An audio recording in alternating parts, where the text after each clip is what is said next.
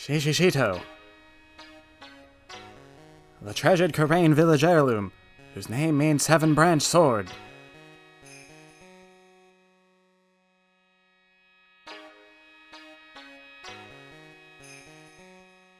It is said that this sacred sword represents life itself.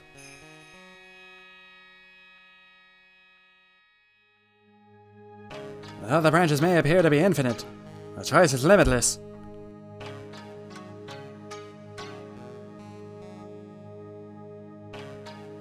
Like our destinies, the sword comes to but one end, one merciless point.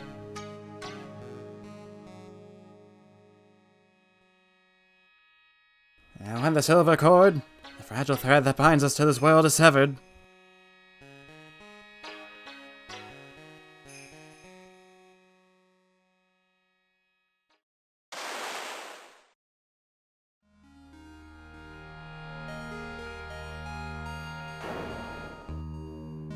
the illusion is revealed, and the implicability of fate is finally laid bare.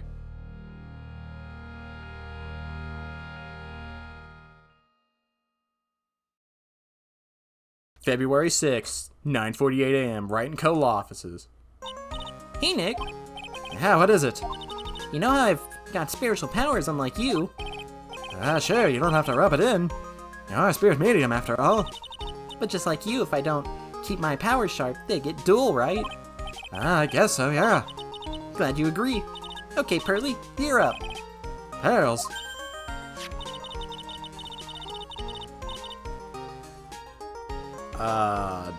I know nothing about rubber ducks.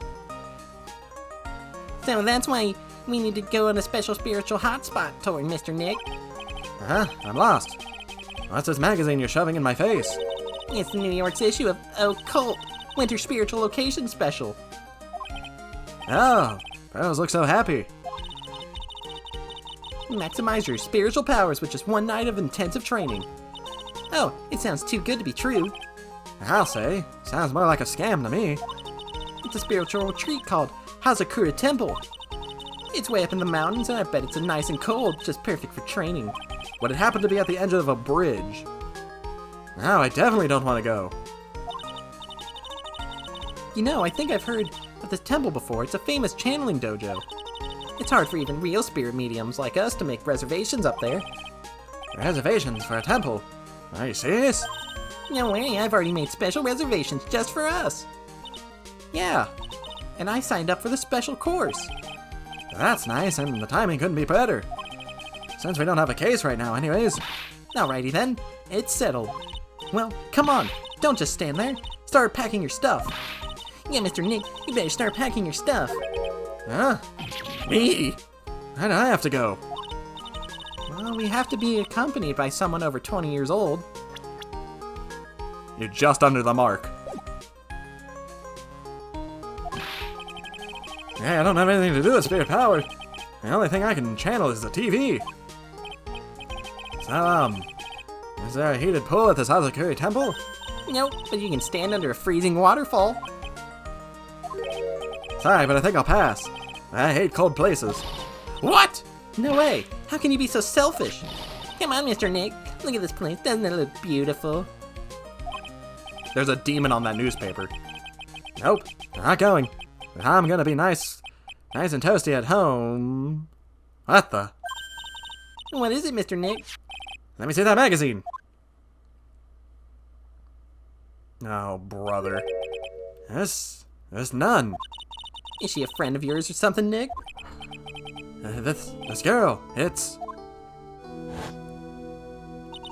My name is Dahlia Hawthorne. I just want to say, it's an honor for me to be here in your noble presence. Honestly, how can any woman ever count on you for anything? You disgust me. It can't be. She was found guilty and should still be in prison. Mr. Nick? I'll go. Huh? Hazakura Temple. I said I'll go. Yay! Isn't that great, Pearly? Yeah. Oh, thank you, Mr. Nick. You'd do anything for Mystic Maya, right? Even walk over burning coals, right? Occult news years. An occult magazine feature Hazakura Temple. They're gonna end the game with a case I'm going to hate. Dahlia Hawthorne. I knew there's no way she could possibly be at that temple. But I just had to see for myself who this nun really was. What the— oh, I thought we were in the clouds. February 7th. 3:24 p.m. Hazakura Temple main gate. It's so cold. Maybe you should put on something warmer for a change. Well, it's supposed to be cold. It's training. Achoo! Her teeth are chattering so loudly it's all I can do to make out what she's saying. Well, Mystic Maya, so this is the famous Hazakura Temple. Achoo! Well. How nice of you to... Oh, how nice to see you here. Welcome to our temple. Oh, thank you. Achoo! Oh my. Thank you for coming all this way. Give her the deep voice. Hey, it's me, Godot. I'm in disguise. They'll never see me coming. I'm here to find the real criminal of the case. Come now, you must have been cold. That's with these past tense. We're freezing in the human... Well, we are high up in the mountains after all. In any case, we shouldn't speak here. Please follow me inside. Thank you. I'm starting to... Oh, yes, I almost forgot to introduce myself. I'm the head nun here at the temple. My name is Bikini. Would your last name happen to be Bottom? And would you happen to know of a guy who lives in a pineapple under the sea? Bikini? That's right. Actually, that's my temple name. What do you think? It's a traditional to have one, and I wanted something that has a nice image to it. So I thought, why not choose a bikini? Besides, it makes me seem younger. It certainly does. Oh, I signed up for your special course. Well, my, quite brave of you considering how cold it is. Young people can be so reckless with their health. Don't blame me if you become one with those you channel. Reckless? Well, haha. Maybe you should take it easy tonight, Mystic Maya. We can come back another day. Give her the Wario laugh. Wow, Luigi. Yes, that's right. You've come all this way, so please enjoy yourselves. There's still time before supper, so why don't you come have a look around? Wario number one.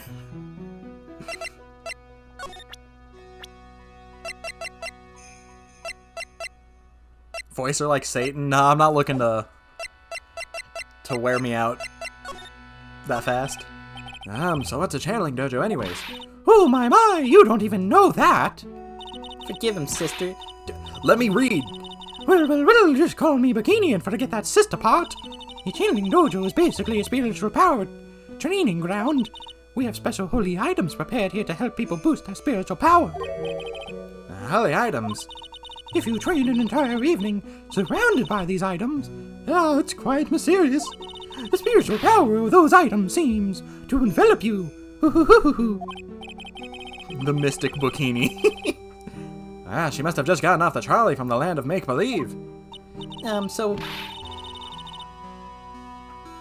I'm gonna cut her. I'm gonna cut her already. You must be incredibly devoted to be interested in that at such a young age. It's a training session where you sit back on a block of spirit ice and chant a spell. 30,000 times, all while being showered in freezing cold spirit water. Me. It's February now, right? You have to be careful this time of year. If you don't watch it, you'll catch pneumonia or maybe even die of hypothermia. So be careful, you hear? How am I supposed to be careful? No. I knew I shouldn't have signed Mystic Maya up for this. The immediate regret.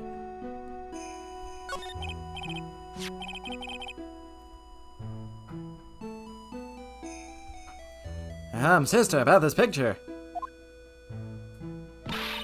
Well, look at that. I must say I look rather divine here, don't you think? Yeah. Unforgettable in every way. What are you, like 3'2"? You mean it? Oh, I knew it. Ooh, your makeup was pretty tough. But Iris helped me out. Oh gosh, you got another fake name. Iris? The cute little girl in the photo. She looks like me, doesn't she? We're just a small temple here, so she and I run the entire place. Really? That kind of sounds like... Sorry to cut in, but there's Iris. Where is she right now? Ooh, just listen to you. You haven't come all the way up here just to find a girlfriend, have you? Glare. No. That's not what I had in mind at all. Anyways, Iris is in the inner temple preparing for the evening. Inner temple? Yes. That's right, Iris will be back this evening. Why don't you go have a look at the main hall for now? Hoo. She's in the inner temple, huh? I don't mind if I go on in there. I'm sure I've missed one, but I know there's an achievement for examining all the step ladders, and I think I missed one, so that's unfortunate. Let's go to the suspension bridge. Hey, they fixed it. It's February 7th, suspension bridge. Wow, look at this broken down old bridge, Nick. Yeah. Now look at that big canyon below us. Hey, there's a river down there. It looks like it's flowing really fast. Hey, what's wrong, Nick? You look like you've seen a ghost. I'm just not very good with heights. Oh. Hey, I've got it. Maybe you should face your fear and try hurling yourself over the edge. You know, 1, 2, 3, jump! You might even... Oh, never mind, skipped it. Yeah, death is a real good way to overcome phobias, alright? Anyways, it sure looks like a rickety bridge. Can't argue there. That's probably why it's called Dusty Bridge. Read it again, Maya. It says Dusky Bridge. Well, it's practically the same thing. There's a phone. Why does the text on this stone look like it doesn't match the stone? It looks like they drew the stone and just put like a text layer on top of it.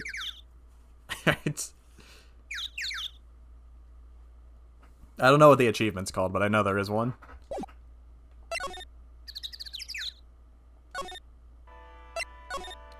To the main hall. I thought that was a giant, like, pear. February 7th, Hazakura Temple Main Hall. The main hall, I think it's even colder in here, too. Now, Mr. Nick, do you smell that? It smells like meat and gravy. Yeah, you're right. I guess it's pot roast for tonight. Yum. And I thought they would serve something a little more, well, traditional. What are you talking about, Nick? You think monks and nuns just sit around eating rice gruel all the time? Mystic Maya's right. Oh, I hope there's mashed potatoes, too. I love mashed potatoes. Hoo, what a cute little acolyte. Oh my god, it's Maya's mother. Greetings to all of you. Oh, hello. I don't know if that's Maya's mother, but I'm gonna assume it is. Wow, this lady makes Maya look like a 6.8 to a 10 on the weirdness scale. She's got a scepter. Your outfit. Did you come here from the special course, too? Unfortunately, no. Actually, I'm... Ah! You're Miss Elise No, it's not Maya's mom, I guess. Miss Elise Deoxnum. Deoxnum? Deoxys? Yes, that's right. You know of me? My name is Pearl Fay. I'm your biggest fan. Who is she, Nick? Ah, I see it now, Svari, the fortune teller. I've got all your books, Mr. Dukesnum. What a sweet little thing to say, and please call me Elise. Books? Mr. Nick, don't you know anything? Don't you even know who this is? Well, an author, maybe. Yes, an illustrator of picture books. Picture books, huh? Oh, now I get it. What are we looking at here? Age unknown. Kind-eyed author and illustrator of picture books. Pearl is a huge fan. My god. Elise Dukesnum. I'm sorry, I didn't know who you are. I don't get a lot of chances to really enjoy picture books. It's all right, I take no offense to that. My books are nothing but simple stories for children. And really beautiful pictures too, Miss Elise. And your books always make me feel as if my heart has been purified. Something tells me she's gonna be guilty here of something, or she's gonna be the victim. It makes me feel very happy to hear you say that. I do have to admit, she certainly seems like a kind, sensitive woman. Or lady. Miss Elise won an award last year for her book, The Magic Bottle. Yes, a friend of mine secretly submitted a story I had written to a publisher. They liked it so much that they asked if it was all right to make it into a book. Ah, if only it was so easy and... You know, something I didn't fear for the future, but it must have really been a great story. Maybe I should have tried to write a children's book too. If I do, you can secretly send it to the publisher for me, Nick. Recently, I've accepted a sort of apprentice, you might say. An apprentice? He calls himself Lawrence Dukesnam. I believe he's off doing some landscape sketches now. On Lawrence's behalf as well, I'd like to thank you for your support. Of course, Miss Elise, anything for you.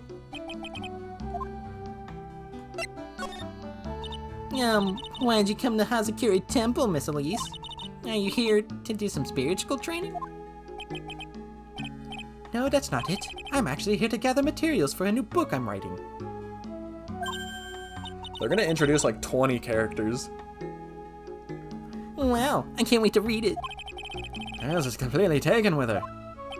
I wanted to do some book with a more Japanese feel to it this time. Okay, so she has nothing to do with spirit mediums, thank God. Woo! So is that why you dress like you are? Children have a certain image of me. Yeah, no, there's a dude. Her apprentice is a dude. But please, don't introduce any more women, for God's sake. The children have a certain image of me in their minds. I don't want to disappoint them. What can I say? She's really a sweet lady. Wow, Miss Elise, you're dressed up like a mountain nun.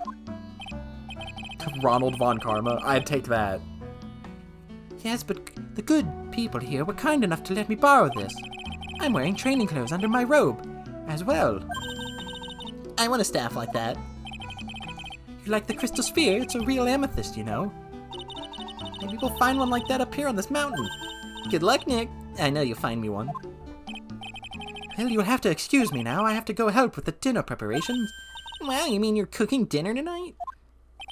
That's right, and I'm vegan. Would you like to help too, Pearl? Yes, I want to help with them whenever I can. It looks like she just won the lottery. Oh, I'll help too, then. No, it's fine. Please don't worry about it. Feel free to relax and explore the area with your friend. Huh? But... Oh, yes. Please take this. I think it will be help of you. Ah, nice picture. It's a map of the area. We wouldn't want you to get lost now, would we? And a temple. There it is on the other side of the bridge. Well, if you insist, I guess we'll take this chance to go check out the other temple. The Hazakura temple added to the court record. Okay, I'll see you two later then. Remember, you're not allowed to fight. Come on, Nick. Let's go. At least we'll stay warm if we keep moving. Why are you crying about the heat? Or the cold? I don't feel like examining all this. I feel like as the game's gone on, I've examined the scenery less and less. February 7th, Hazakura Temple main gate. Huh? Where did Sister Bikini go? I guess she went to the inner temple to go help out the other nun. Oh, right. I think her name is Iris. Yeah, that was it. I want to find out who Iris really is. I'm scared of what I'll find.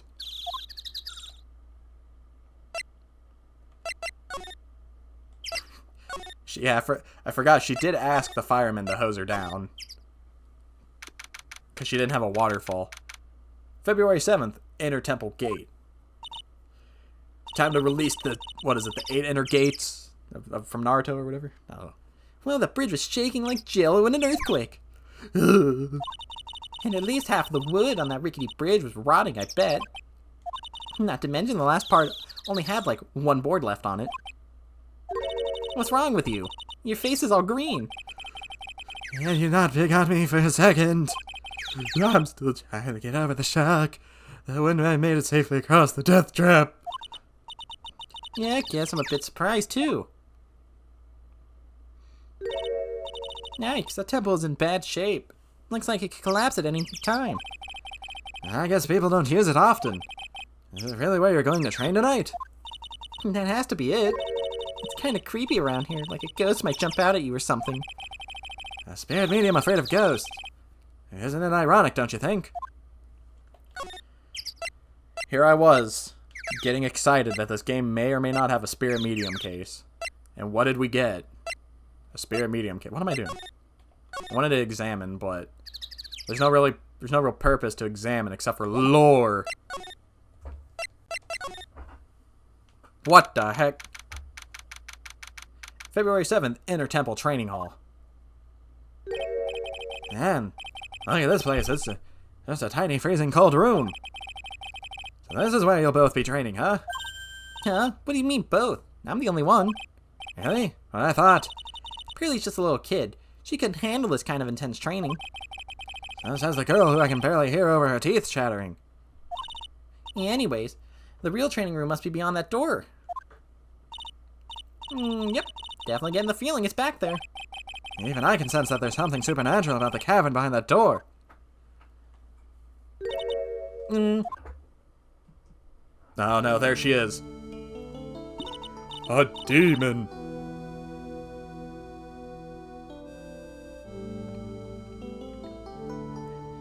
Can we not have 70 women in one case? I can't voice women. Excuse me, but who are you? Ah, Yeah. hi there. We're just looking around since we're going to be staying here tonight. Is something wrong? No. It's nothing. I wonder why she was spaced out like that, don't you, Nick? Did you say something, Maya? Not you too, Nick. Hi, my name is Iris. I'm one of the nuns here at this temple. I'm Maya Fey. It's a pleasure to meet you. The pleasure is mine.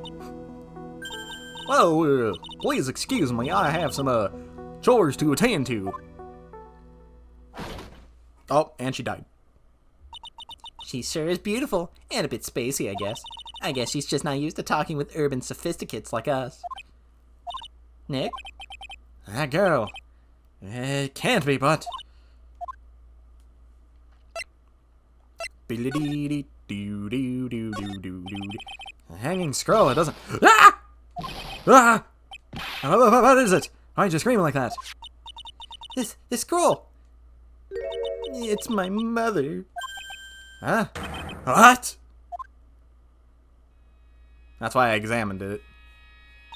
I didn't know it was her mom, but it looked interesting. It's Misty Fey, the master of the Karain School of Channeling. Ah, are you sure? Yes. The crest at the top of the scroll.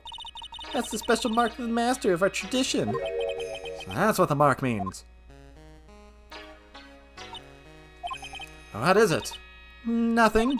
It's just that I last saw her over 15 years ago. If it wasn't for that crest, I wouldn't have even known it was her.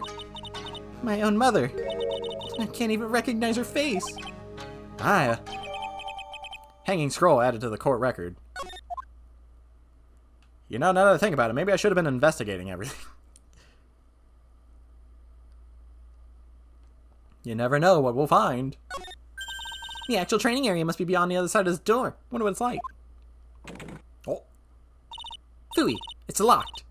Come on, Nick. You know you want to open it for me. I can't. You've been in kind of a bad mood lately, haven't you, Nick?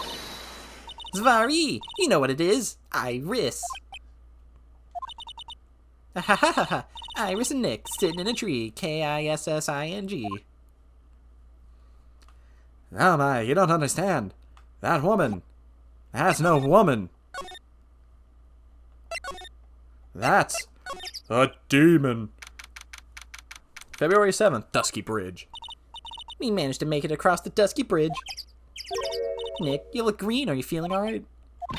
Hey, what's wrong with you? Ever since we met Sister Iris at the training hall, you've been really quiet. Ah, oh, I'm sorry. Hey, you wait up! You think he's yelling at us? He must be. There's no one else around. Would you mind moving? You're standing right in my way. I knew it was Larry. Something in me told me it was Larry. Hey, I know you. You're... Oh, sorry. I gotta run. See ya. Hey, wait a minute. There was just a thing in my head that was just like, it's gonna be Larry. Nice to meet you. I'm Loris Dukesnum. Hi, you're Larry. Your clothes may change, but you're still the butt. Shut up. I'm Lawrence, and I'm just here to do a sketch of Dusky Bridge. So it really is our Larry. Not that I get why he's pretending to be someone else. That's a big brush. You know what they say about big brushes? Good art. So what are you doing with the last name Dukesnum? Well, I want to start over again with a clean slate. A clean slate? You remember, don't you, last time? The mask-to-mask case. After that, I started to realize I didn't like this guy known as Larry Butts. And that's when I came across it. The Book of Destiny. The Book of Destiny, do you mean? The magic bottle! Mrs. Alita Dukesum! It's so beautiful, so moving, so gentle. My heart felt cleansed. I was saved. Maybe I should buy a copy of the magic bottle. Larry! Wow, Larry. Or wow, Larry would make a great book salesman. I really want to get that book now. She's the most wonderful person I've ever met. I'd follow her anywhere. Well, she certainly is a very elegant lady. You see, here's a photo I took of her in secret. Wow, that's a beautiful photo. Clearly it wasn't in secret if she's looking at the camera. You want a copy, don't you? It's okay, I just happen to have extra prints. Thank you, Larry. Not only are you romantically disabled, you are also weird. So it's kind of hard to imagine you as a picture book illustrator. To tell the truth, you must have some kind of ulterior motive, right? You're trying to bang the lady. What are you talking about? I don't trust anyone anymore, especially not women. I'm on the straight and narrow. Talk about a bad case of denial. Anyways, can you even draw well enough to make a picture book? It's not only a technical skill, you know. It's all about having pure heart. And that's why I'm asking. Can you draw well enough to make a whole book? Well, you mention it. I wonder. It looks like you still have some doubt in your heart. It's true, I do. When I first saw her, I felt it. Something inside me ended and something else began. Oh, Larry. Sounds like you've fallen in love with Miss Elise Dukesnum. No, you're wrong. It's not her. It's the other girl. Oh no, he's in love with a witch. Other girl, oh, I got a bad feeling about this.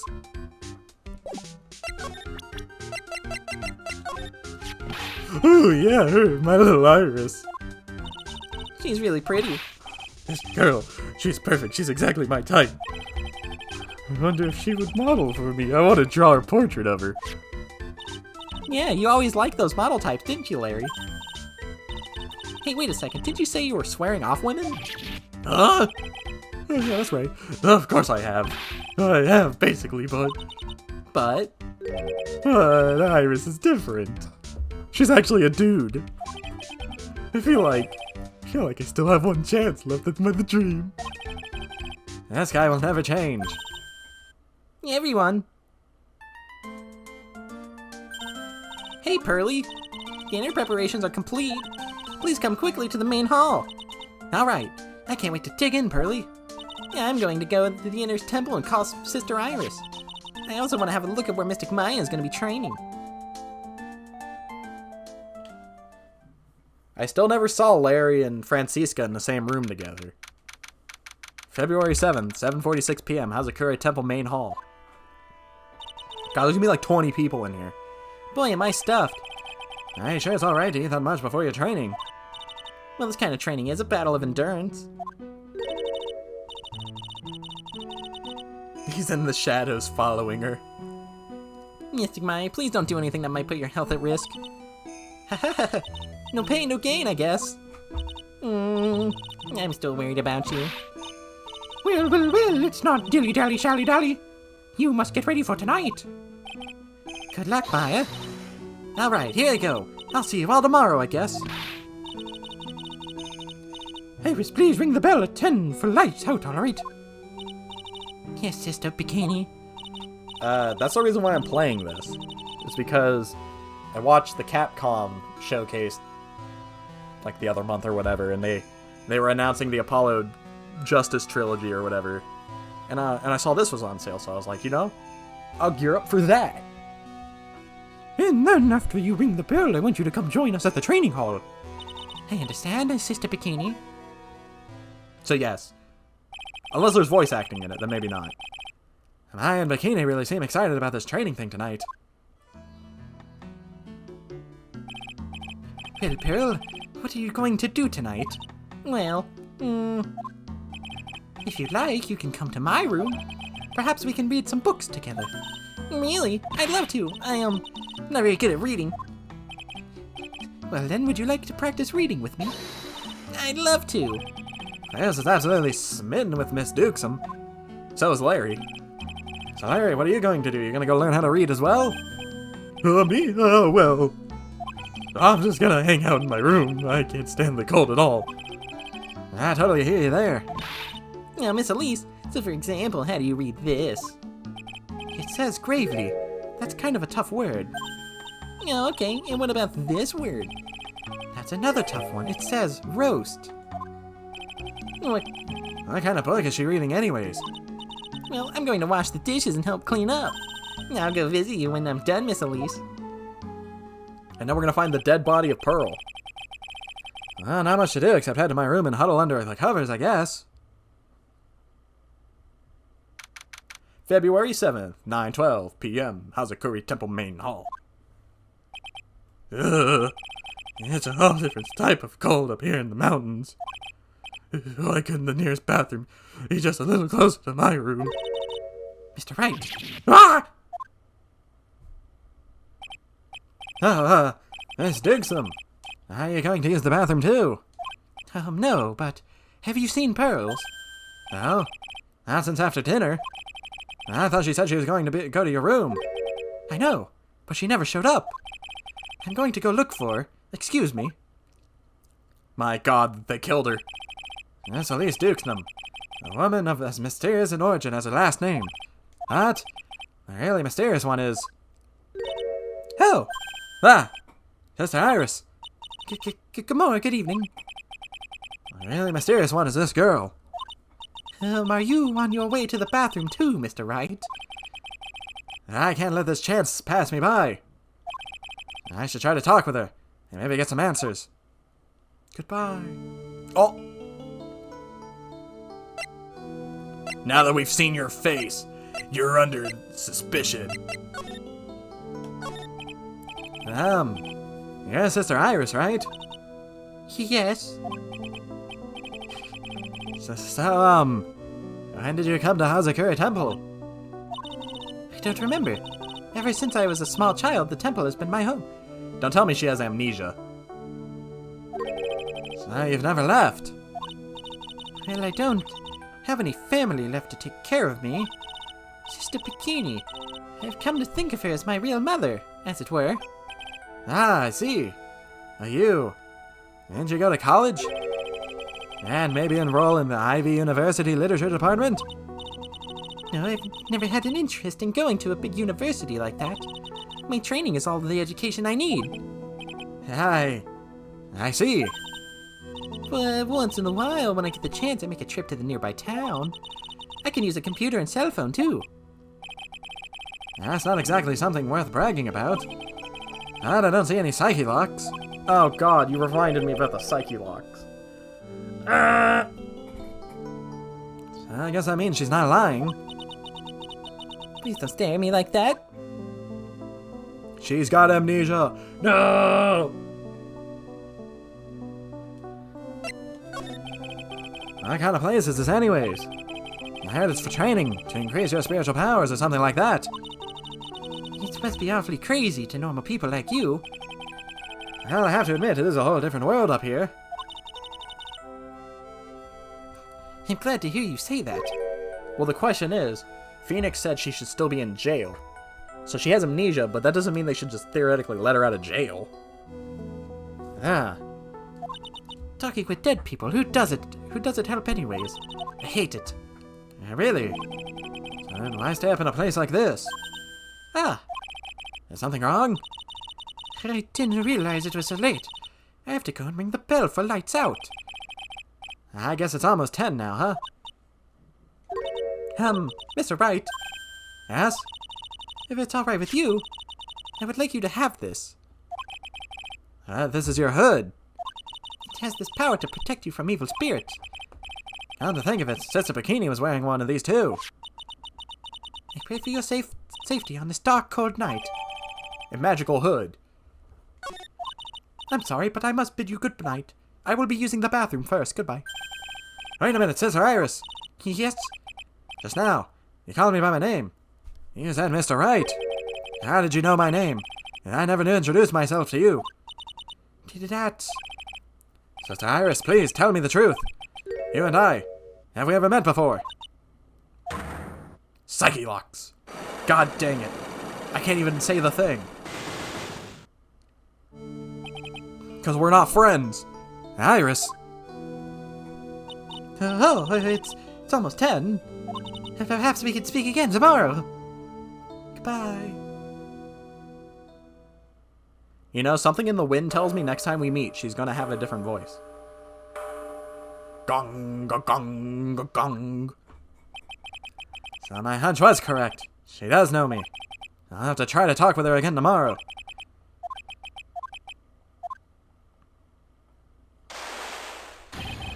Ah! What the? That blood-curdling scream came from the courtyard. February 7th, 1106, Hazakura Temple Courtyard. That scream, I'm sure it came from around here. Ah! Just as someone's there on the ground. Mr. Nix! Squish. I just stepped on something soft. Hey, don't step on my tummy like that. How are you doing lying there in the snow? I was passed out. What do you think? That blood-curdling scream was you? Hurry up and call the police.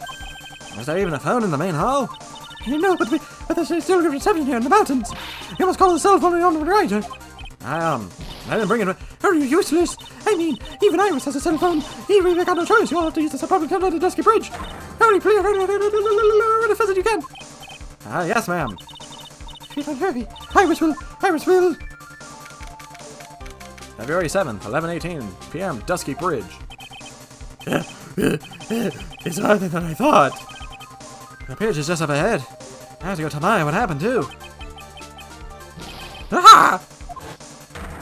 Oh my god. Dusky Bridge! It's burning down! What the heck happened? What are you doing here? Ah! What is it? Is it me? Don't scare me like that, Larry. I almost had a heart attack. My name isn't Larry, it's Luke. It's Lawrence. Larry, hurry up and call the police. I'm going to the inner temple. Don't be stupid. The bridge is nothing but a burning wreck right now. Listen to me. There's been a murder here at Hazakura Temple. What? The murderer might have fled across the bridge. I have to make sure Maya is safe. But Please call the police. I've got to go. Get out of my way, Larry. it's too dangerous, Nick. Wait. And this is how he ends up in the hospital. I must have been crazy. I knew how dangerous it was. I still went for it. Nick. You can pay even more by the fire. The rickety old bridge's planks snapped and gave way. As I was swallowed by the eternal darkness that surrounded me, a final terrified scream rose up to pierce the frozen air of the harrowing night. To be continued.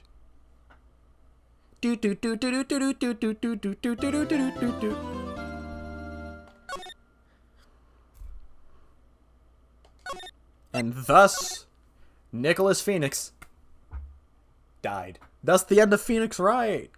Round of applause to all those around. I'm trying to think of the next time I'd get it, or how long it might take for the next save point.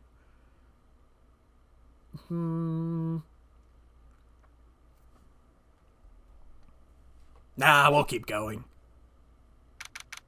Date, mystery. Time, mystery. Location, mystery.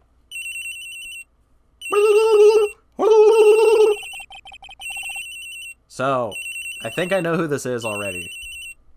And I'm going to take a gamble, and I'm going to look like an idiot if it's not right. Who could that be at this time of night? Beep. Yes? Edgeworth speaking? Okay, I was right. Edgy, get up! It's an emergency! Larry. Do you know what time it is? It's not Larry, it's Lawrence. Lawrence Dunix. This is nothing more than a terrible nightmare. I'll just roll over and... Oh, wait, don't hang up. It's an emergency. It's Nick. He really took a nasty spill. Well, it wouldn't be the first time, so... I'm not joking. His life is in danger. What? What happened? Tell me. Talk about the guy with the bad luck. He may already be dead. Anyways, you've got to come back. You're the only one who can help. My Iris, my beautiful Iris, she needs help. Alright, I don't know what's going on, but I'll be there as soon as I can. I'm at a detention center. Please, hurry. Oh my god, did they arrest Larry?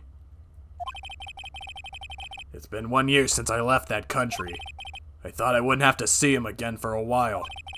Sounds like it won't be a pretty reunion, as if I expected anything else to change.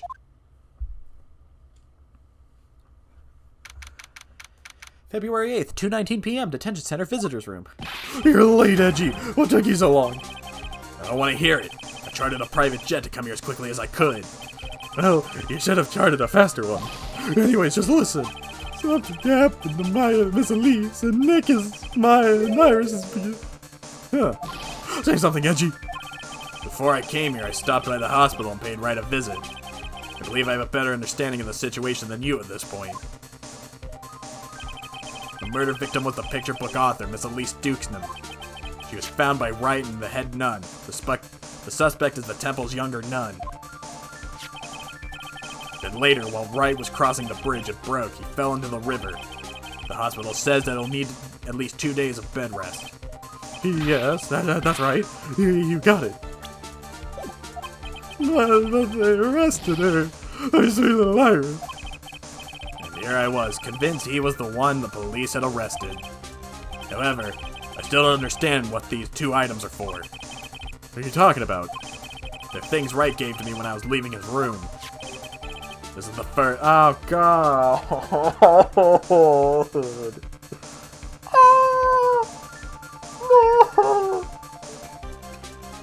This is the first. He said some nonsense about being able to see into people's hearts with this. And the other... He couldn't possibly be asking what I think he is, could he?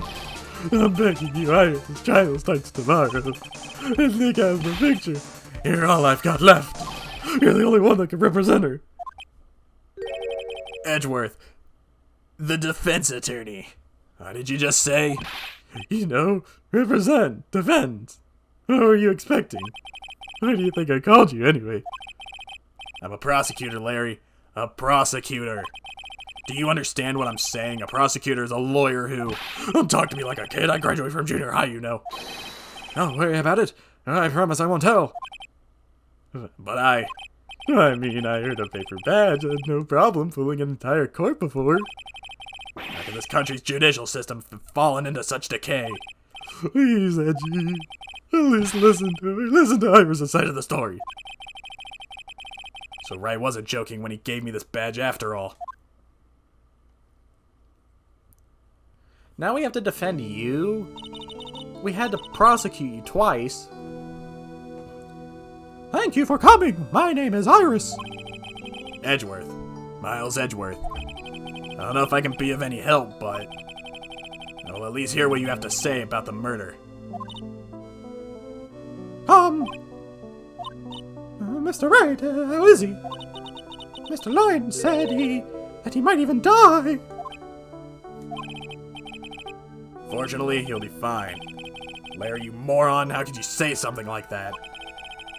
He was badly bruised when he hit the water, but otherwise he's unharmed. Thank goodness. But he's caught on some kind of nasty cold.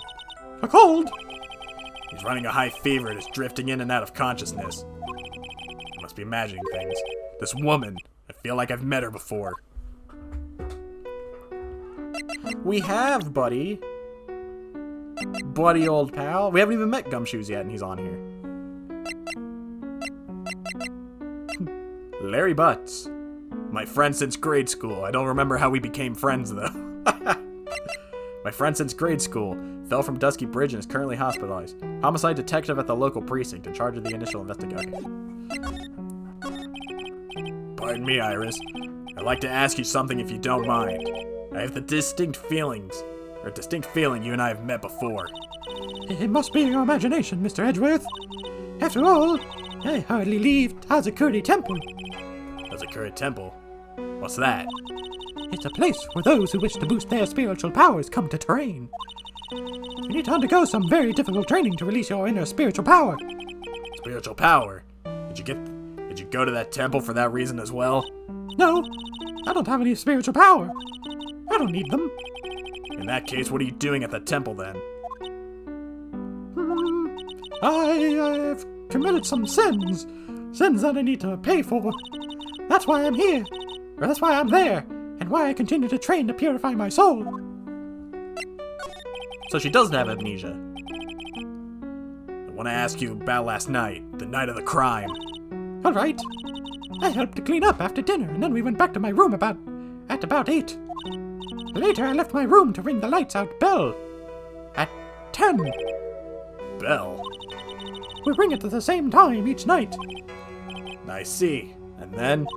And then I was told to go to the training hall, but I went back to my room and stayed there. Why didn't you go to the training hall like you were asked to? I was frightened. Frightened? So I just stayed in my room and meditated until the murder happened. There's more to her story, I just know there is. Maybe I should dig a little deeper. This is now called Miles Edgeworth, Ace Attorney. Trilogy. You were asked to go to the training hall on the night of the murder. Yes? However, you didn't go. Because you say you were frightened. What exactly were you so frightened of? Oh, brother, this guy stinks. What in the world? Is there something wrong? I'm sorry, it's nothing. It looks like she's not aware of them herself. These must be what Wright was talking about. The Psyche Locks, or the Psycho Locks. I believe he said that I need to present this Magatama item to do something. No!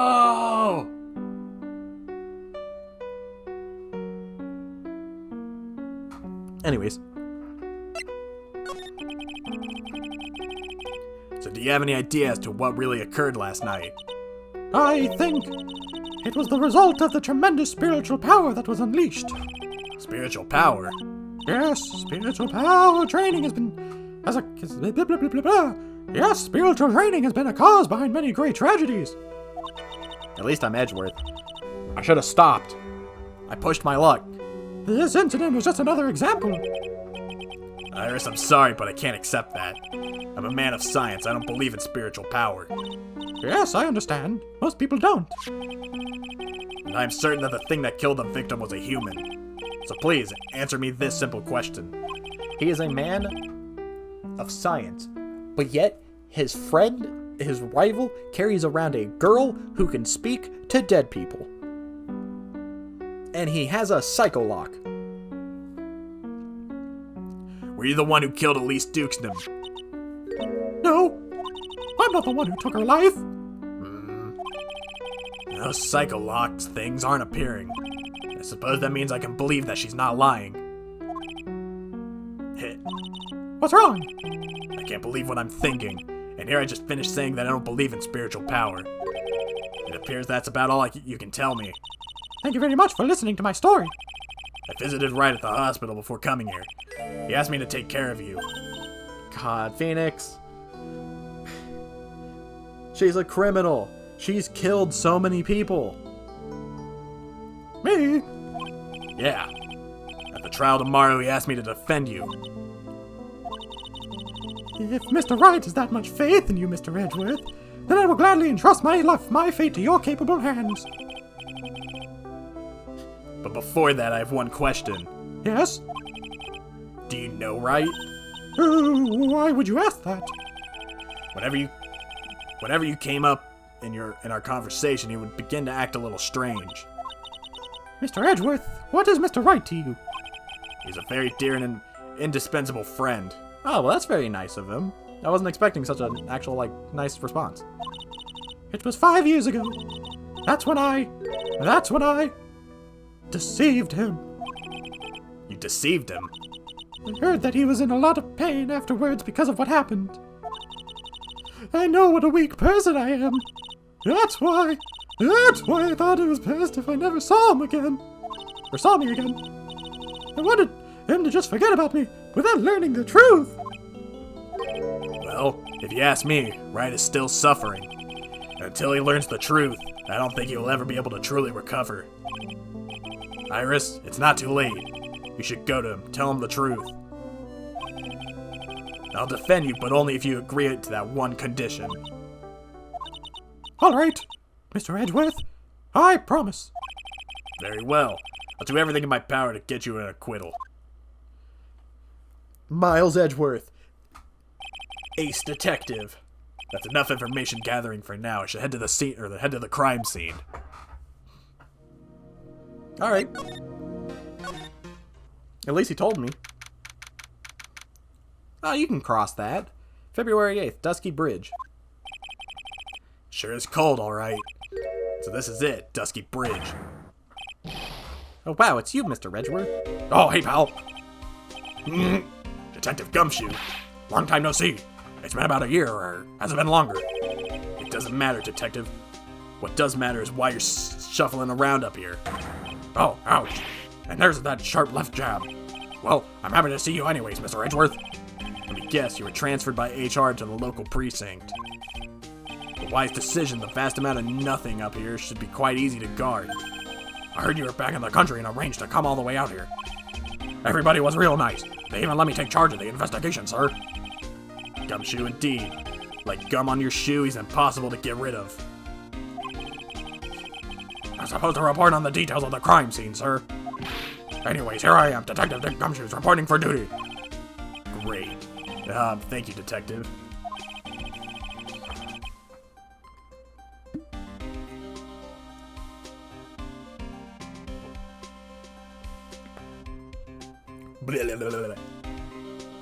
I thought Prosecutor Godot was gonna get here before me.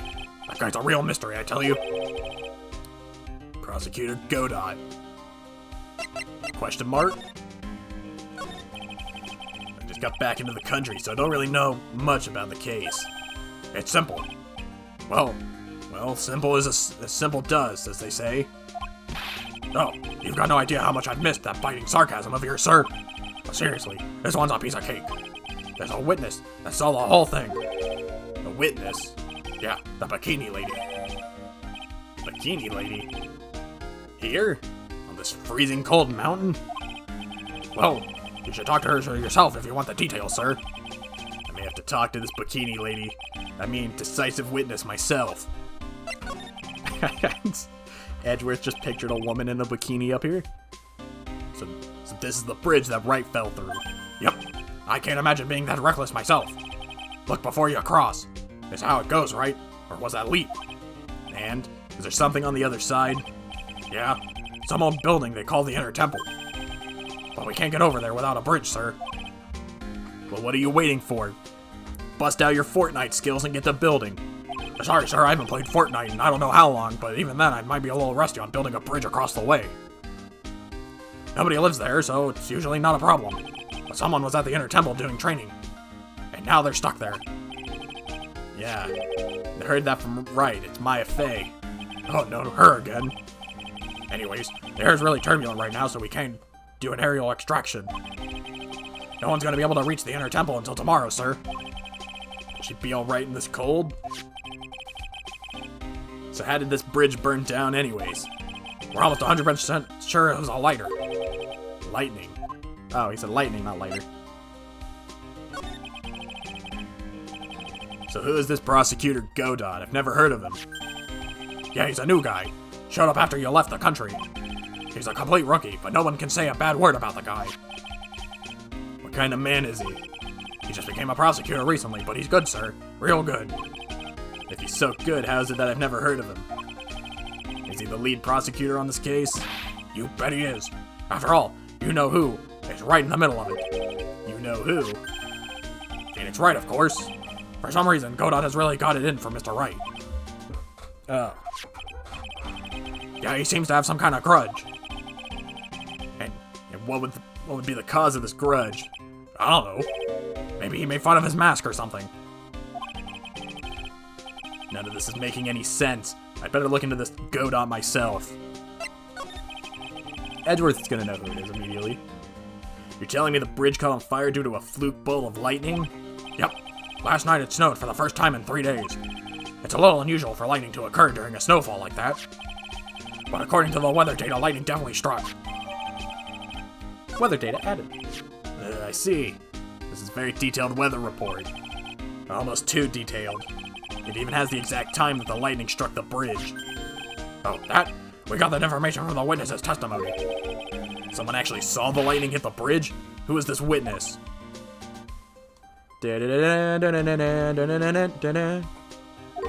Sorry, I'll go ask one of the local cops later, sir.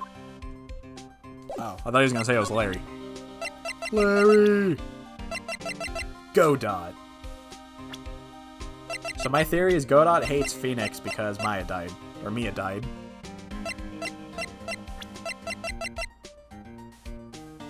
But it is a bit of a stretch.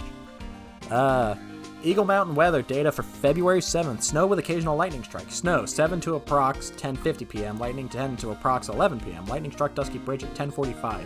Around 30 minutes passed between the fire starting and going out.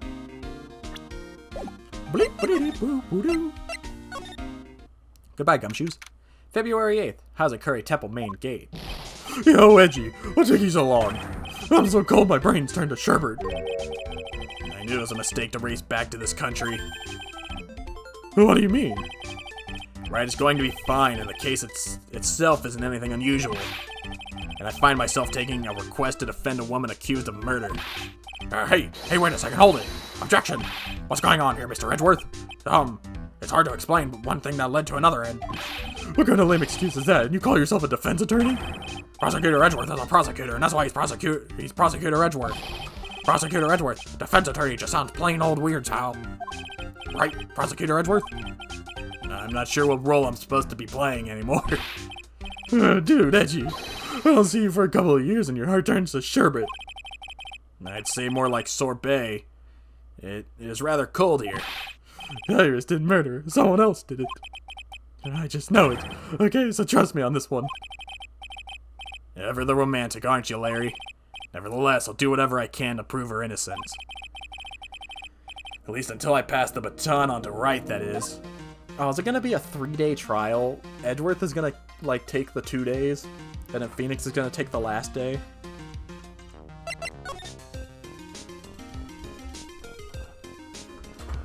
Got some funky tunes. Iris. Man, I'm telling you, Iris is so cute. Right, Edgy? You think so too, don't you? What's wrong? Why are you so quiet? To put it simply, your comment has me highly concerned. Could it be that the reason you think she's innocent? Come on, a girl like you can't possibly be a murderer. Nah, it was right after all. I should never have come back here. No, don't worry. I see things for how they really are at this time, honest. If I had a penny for every time you said that. Just that, well, Iris is a delicate flower. You can't force things too much, you know what I mean? I have no idea what you're talking about, Larry. Oh, forget it. I didn't say anything. Larry, where were you and what were you doing on the night of the crime? Larry? What? Don't tell me. You think I might have done it? What? Get lost. Go back on your charter jet and get out of my sight, you creep. And I hope your plane crashes and you die. I'll ask just one more time. On the night of the murder. Where were you and what were you doing?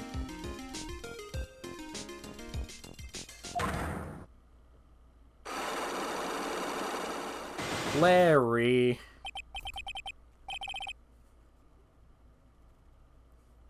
As I suspected, Psycholocks. I'm sorry, man. You know me. I just don't remember. My short-term memory's a wreck, dude.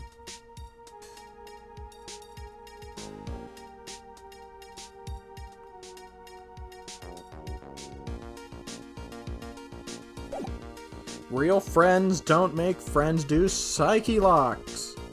God dang it, Larry. Anyways, do I even have anything to prove his psyche locks? Can I go anywhere? I can go in the temple, I'm sure. I can't. Yeah, it's like, I literally have a device that tells me you're lying. February 8th, Hazakura Temple Main Hall. Ooh. Hey, hello there. So how are you feeling? All right, I suppose. Who is this? My name is Edgeworth. Miles Edgeworth. My, a handsome boy such as yourself is always welcome. Ooh, if circumstances weren't so tragic, I might just... Please don't call me boy. I'm sorry to trouble you, but I'm looking for a woman in a bikini. Well, you have found her, and now what can I do for you? I'm sorry, but I don't see any bikinis. Ooh, if you ask nicely, I might give you a peek, big boy. Mr. Edgeworth? This is the head nun, Sister Bikini. She's the witness. Why didn't you tell me that earlier? This is exactly why your salary keeps getting cut. My stomach is already growling in protest. So, what's the latest about my beloved Iris? Well, first, I want to hear what you know.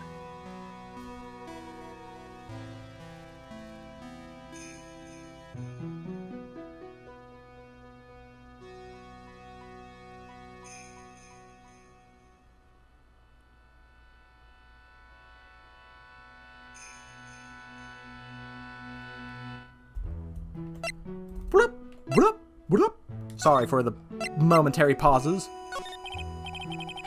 First, I'd like to ask you about last night. Oh, last night, we had an acolyte here for training. After dinner, the two of us went to the training hall in the inner temple. She must be talking about Maya. Approximately what time was it? I suppose it was about 9 when we left here. Training lasts all night. It's extremely exhausting. The channeling dojo's head nun must be in attendance at all times to keep watch. Wow, you're right. That does sound exhausted. Wait, then why are you on this side of the bridge? If you're supposed to be there the whole time. Detective, this is no time for flattery. Sorry. Sometime around 11, you witnessed the incident in the courtyard. But your duty was in the inner temple. Why'd you come back here? The way you're staring at me, I'm starting to get goosebumps. Ooh. I'm starting to get goosebumps myself, but for a decidedly different reason. You get the chills pretty easy, don't you, Mr. Edgeworth? Alright then, I'd like you to tell me exactly what you saw in the courtyard. It must have been past 11. Oh no, I can't say it. It's too much for my poor heart. Hey, calm down, lady. Let go of my tie. You're choking me. What? I saw two people. One of them was lying on the ground. The other one was stabbing her from the back with a sword. Did you see this criminal with your own eyes? I didn't want to believe what I was seeing, but it was Iris. Well, in the what's his name? The Mask to Mask case, the same sword was also there. It's not the same exact one, but like one similar, and that one wasn't sharp. So why the speed lines? It's going very fast. Mock speed murder. You must have been quite shocked. Of course she was. Try putting yourself in her shoes. It'd be like you were stabbing Mr. Wright smack in the middle of the courtroom, and I happened to witness it from the witness stand. I'd be pretty shocked too. I know it sounded insane, but what I saw, Yeah, she's riding from Metal Gear. when I finally realized There's also a piece of paper back there that's caught my eye. I need that. what I was seeing, I screamed and I passed out. Unfortunately for us, her testimony seemed to be pretty solid. However, the idea of the Iris doing such a foul act seems unnatural. Unnatural. The girl I know simply isn't capable of this sort of foulness. But what if she wasn't the girl you knew, and she snapped into her original self for a second, and she's like, I need to kill someone. I need to murder. I'm going to kill them all. I wonder what she means by that. hold on a second, lady. I need some of this. Never mind, I can't examine it. Now I can. There's a more Enza cushion in the corner of the room. What's that white piece of paper sticking out from under that stack? Beats me. Would you mind checking that for me, Detective Gumshoes? Yes, sir. Here you are, Mr. Edgeworth. It looks like an old manila envelope. What is it, Detective? This could it be an ultra important clue, a super special clue? I suppose I should read it myself then. It looks like a letter addressed to Sister Iris. Tonight at 10 at Heavenly Hall, unless you want your secret to be exposed. Oh god, we're here again. This sounds like a blackmail letter. Nice going there, Mr. Edgeworth. Why can't I ever find clues like that? You're an ultra important prosecutor, a super duper prosecutor. A super duper pooper scooper, you might even add. Well, I suppose it takes a super duper kind of dumb to miss a clue like this. It's literally sticking out there. I found it. If I can find it, then you're dumb. Also, I like this much better than Maya. I like Edgeworth and Gumshoes as a partner than Maya. That I will take faster than anybody. Why return? As the head nun, it's your duty to stay with the acolyte at all times, correct? Yes, that's correct. I know I may look strong, but the truth is, I've got a bad lower back. A bad lower back. Yes, it's exceptionally bad in the winter. So bad that I can't even lift a bucket. Do you remember how cold it was last night? My back felt so stiff as frozen glass. But Phoenix stepped on you. And if your back was like frozen glass, it would have broke, right? I just wanted to take a nice hot bath to ease my aching back. That's why I returned to the main hall. So you left the disciple all alone? Don't be ridiculous, I would never do that. That's why I ordered Iris to at the inner temple after she had rung the bell for lights out. Yes, but she never went to the inner temple, did she? So did this head nun actually see Iris there? I think I'd better try to get some more details. So who's this acolyte that was to train at the inner temple? Her name is Maya Fey. I treated her very badly, I'm ashamed to say. And after she went through the trouble of signing up with a special course. Special course? It's a training session where you sit on a block of a spirit ice and chant 30,000 times. You don't mean to tell me she's doing that over at the inner temple, do you? No, of course not. You don't have to worry about that one little bit. Last night we still hadn't started the training session itself. Well, that's good to hear. Oh dear. It's one thing I forgot to tell you. Uh-oh, I don't think I like the sound of this.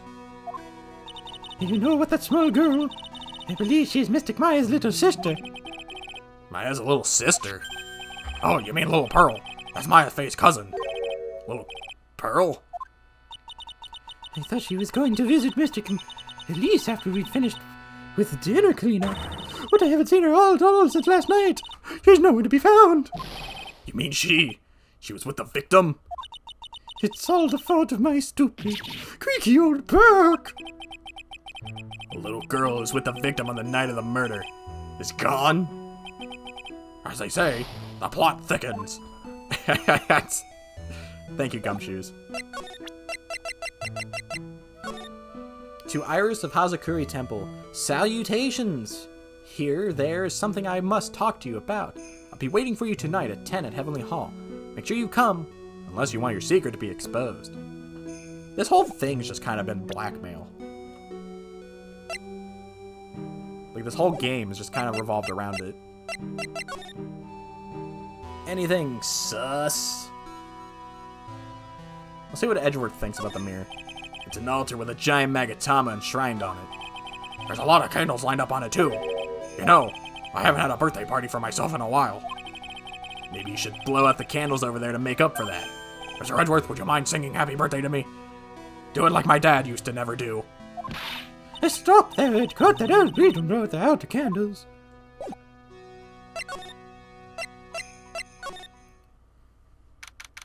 Who put the sword back? Who was like, yeah, I'm gonna put the sword back? February 8th, Hazakura Temple Courtyard. And this is where the murder took place, sir. Other than removing the body, we left everything else untouched. Thanks, detective. I'll just have a look around. Looks like the police are still investigating. Oh yeah, by the way, I thought I'd better ask you just to make sure. Are you really gonna defend that nun, Iris, at the trial tomorrow? Yes, I will. I gave her my word, and now I must follow through with my commitment. Well, in that case, I've got to be careful. Gotta make sure I don't leak the prosecutor's whole investigation. Don't worry about it, detective. Just keep your mouth closed, and I think most of it will flow out on its own. You got it, sir. I'll make sure it flows out like water from tap. Yeah, you do that, detective. Just how much has your runny spout leaked over the years? The victim is the famous picture book author Miss Elise Dukesnam. Her entire past up until she won that writing award last year is a total mystery. It's hard to believe in this day and age you can still find people like that. The estimated time of death, the victim was between 10 and 11 on February 7th. Cause of death was blood loss resulting from a stab to the back of the murder weapon. The murder weapon? The victim was found skewered with a giant sword, sir. That's terrible. Yeah, but there's one strange thing. Yeah? The victim's entire body was covered with bruises. The bruises are consistent with falling from heights of a 2-story building.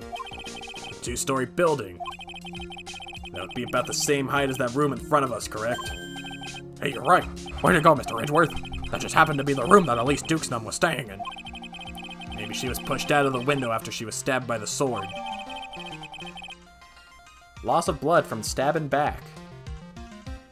Body fell 10 feet after death. Phew, maybe it was not a good idea to continue. Maybe I should have taken that to be continued and stopped. I'm feeling a little worn out. What happened? Now then, detective, let's see if we can summarize what we've learned so far. Okay, let's take a look at the map. Hey, I think I've seen this before. According to the testimony of Sister Bikini, the head nun, right after they'd finished dinner, she and Maya Fey headed to the inner temple.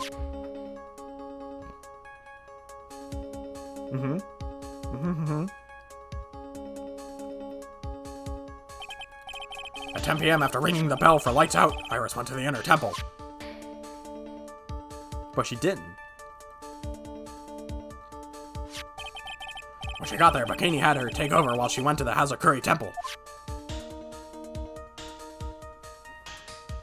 That's probably one of the most animated things. After taking a hot bath to soothe her back,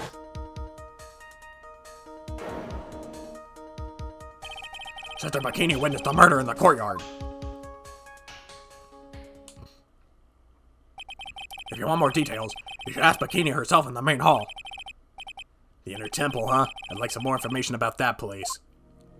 The trial begins tomorrow, but who's the prosecutor? I'm pretty sure it's that Godot guy, but nobody can get a hold of him, so they're looking for a replacement. What do you mean? It's really weird. All of a sudden, no one can reach him. I wonder if the rumors are true. Maybe since Mr. Wright caught a cold and won't be defending, he just lost interest. I intend to appear in court in the role of a defense attorney. However, I'd be quite unhappy if it came out that I'm actually a prosecutor. Yeah, I can see why. But I'm not the one you have to worry about. I think the real problem is going to be that judge. Yes, he certainly would remember my face even after such a long absence. That's why I request that another judge...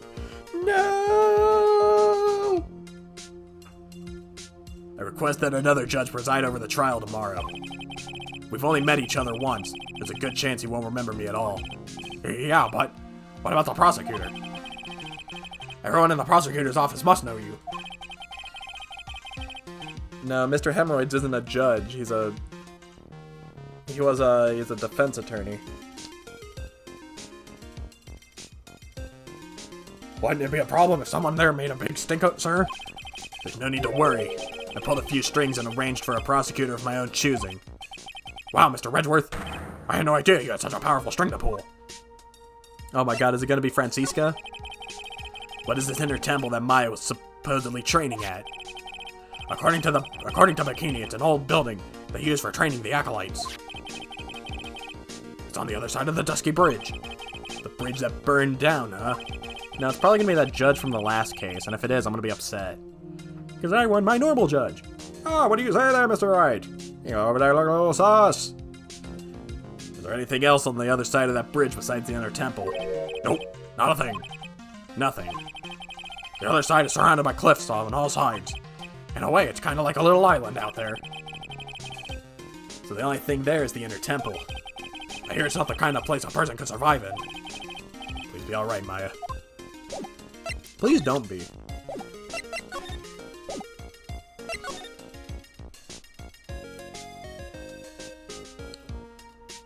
Now I spy with my little eye a little thing that looks out of place.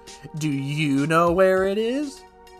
Is it behind this light box thingamajig? No. Is it this ladder that might give me the achievement now that I look at it? The main gate must be over that stone wall. Ah, stone walls. I jumped over a few of those in my time. Most of them are good memories, but not at all. Detective, perhaps someone should introduce you to the concept of the paucity of words. Oh, okay, the ladder has nothing to do with it. Is it this bloodstain that... Yeah, you found it! So the sword from this gold statue is actually the murder weapon. It sure is. It's called a shishishito. By the way, nasty piece of work, sir. There's still blood on it. I suppose this is the victim's blood. Yep, it's all over the blade. And speaking of all over the blade, there are fingerprints all over the hilt of the shishishito too. Fingerprints? Naturally, they match the prints we got from the young nun, the defendant. Fingerprints around the murder weapon? What's wrong? You're looking really solemn. Is this how it is for Wright? Is this what it's like to be a defense attorney? Yeah, I figured it doesn't really feel good. To be honest, it feels more like it's detrimental to your health. He's finally in Phoenix's shoes. The apparent murder weapon has the victim's blood and the suspect's fingerprints. The ball and the staff is gone. What's this? It looks like a wizard's staff. That belonged to the victim, Miss Elise Dukesnam. There's nothing strange or magical about it. Oh yeah, listen to the... This is just between us, okay, sir? Yeah? What? This is top secret stuff. Don't tell anyone about this. Looks around. Alright. The truth is, when I was a kid, I wanted to be a wizard. That's it? That's what you wanted to tell me? That's it. The staff was made from a very strong kind of wood. What about fingerprints? Were there any on it? Just the victims. I secretly like NFTs, but don't tell the economy. They look down on it. How do you think I haven't become homeless yet? Somebody's gotta pay the bills, and I gotta do it with some means. But that was just between us, Sedgeworth. You wouldn't tell anybody about my secrets, would you? Boop boop beep boop boop beep beep boop beep boop dee beep beep. The main hall of Hazakura Temple is above us here. Hey, you're right, but I'm pretty sure the main hall didn't have a second floor. Hazakura Temple was built on a steep part of the mountain. The front and the back of the main hall are on different levels. Oh, that makes sense. But wouldn't it be easier just to build a place slanted, sir? But I fail to see how you can consider that to be even remotely good idea. No, man, it'd be like the Leaning Tower of Pisa. Ah, I just love skiing. Really? You don't, seem like the type. Well, what about sleds? Sleds? Nah, They're a little too kiddie, you know? Messing with my hard-boiled image. What's with the silence, Mr. Edgeworth? Aye. Is the world starting to go mad? Boop, beep, booty, boo-doo, beep, beep, boop, beep, beep. It's a lantern. I suppose they light it at night. There's something elegant about the light of a fire. At the end of each month, I always like to relax in my room by candlelight. Detective, can you not afford to pay your electricity bill? How did you know? Edgeworth, you can't even ask. You're the reason. You dropped that man's pay so much.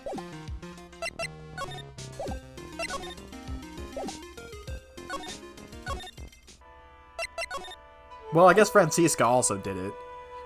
I think Godot threatened to do it, but I don't think he did anything. About this here. Let me see.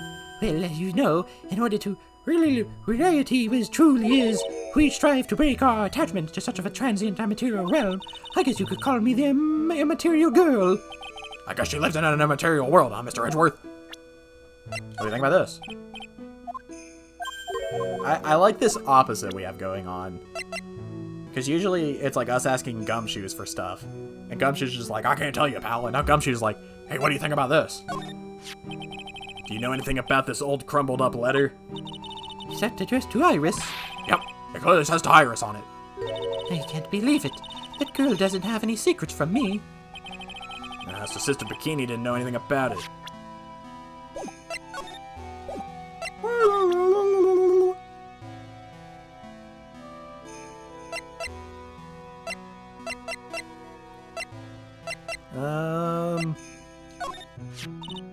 Oh, ha! Well! Look what you found! This semester, the Codain channeling technique Misty Fae. Faye? It's been nearly 20 years since Mystic Misty's disappearance. Apparently, she intended to pass on the master title to her daughter. Who is this daughter? Well, I myself am part of a branch family of the Fae clan. Your name's Bikini Faye? But even I am not privy to that information concerning the main family. Well, it was probably gonna be Mia, but then Mia died, so they got passed down to Maya.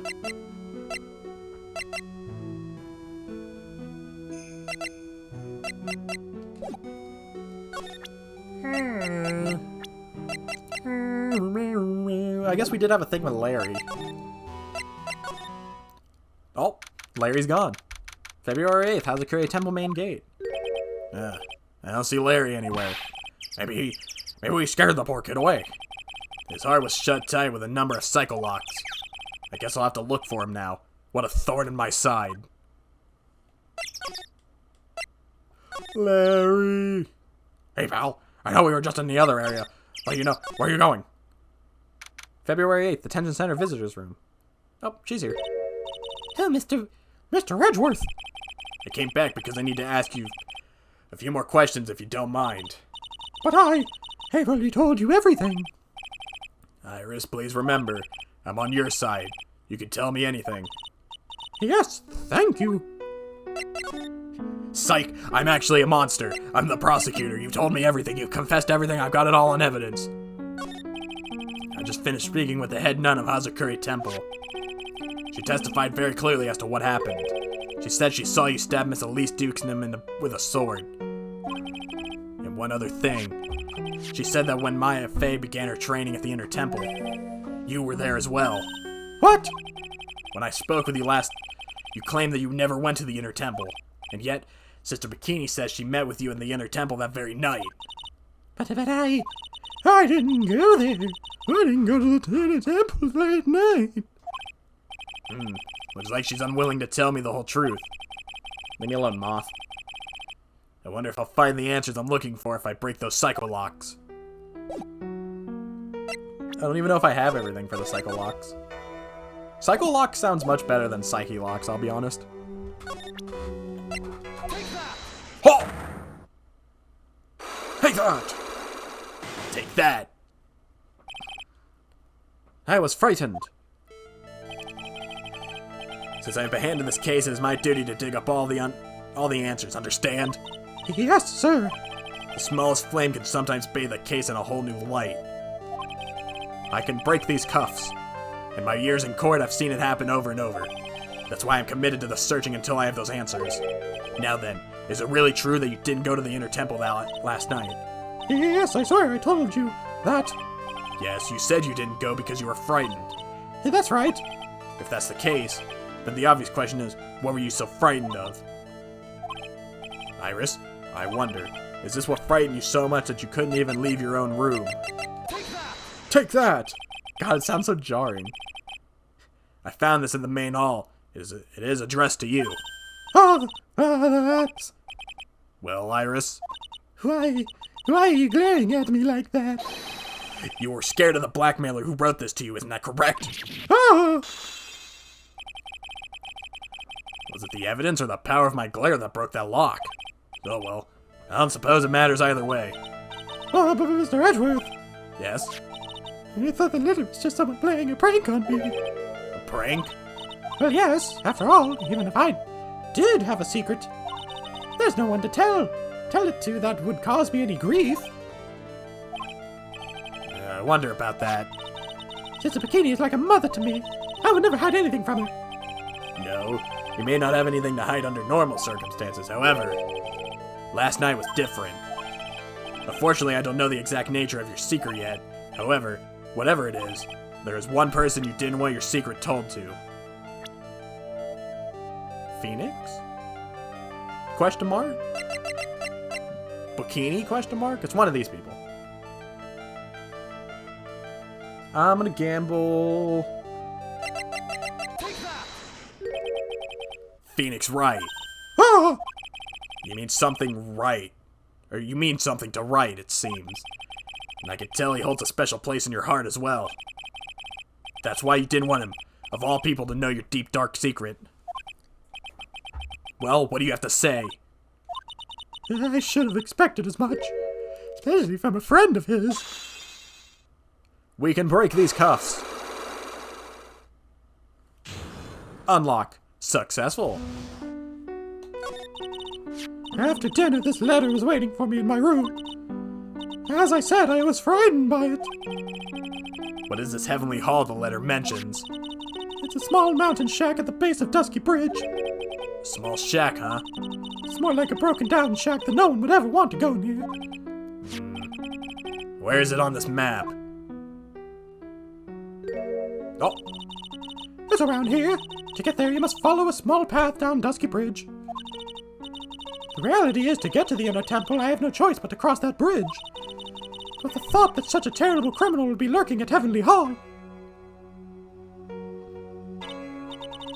I was so scared about the whole affair that I didn't even want to think about it.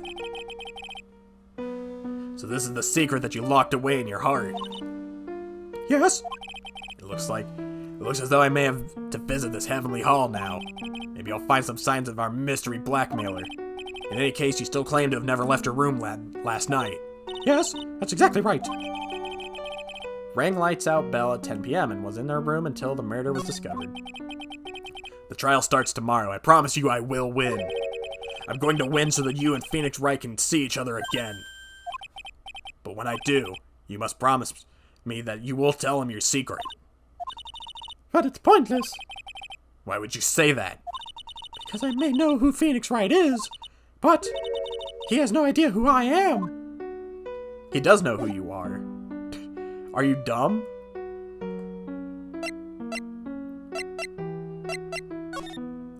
Let's get out of here. Oh, hey, sup, Gumshoe? Onward to the Heavenly Hall! Oh, God. He even brought the things, the little flag things from the Edgeworth case in the first game. February 8th, Heavenly Hall. Whoa, not much of a view down here, huh? It's still better than the view from my apartment, though. Tisk, someone's here. Hide yourself, detective. Why? Why does this always happen? If I had a girl I like, they always run away. I even chased one of them to Japan. Next, it's going to be prison, I guess. I'll steal that detective's wallet. That'll get me locked up for sure. Nah, I can't do that. Someone who looks like he's down on his luck. He was gonna rob Gumshoes! He's talking to himself. Shh, be quiet. He's listening. I knew it. I shouldn't have done that. I blew it again. Done what? What did he do? I wonder. Hey, you! About what you just said, I got an objection! Oh, what the? Edgy, you dirty rat. Gumshoe, you oaf. I'm sorry, sir. Before I knew it, I was shouting out objection. Out, and in a loud, commanding voice, too. I even pointed with my finger. You've watched too many trials. I'm sorry. Man, I feel called out. Okay, Larry, the jig is up. What have you got to say for yourself?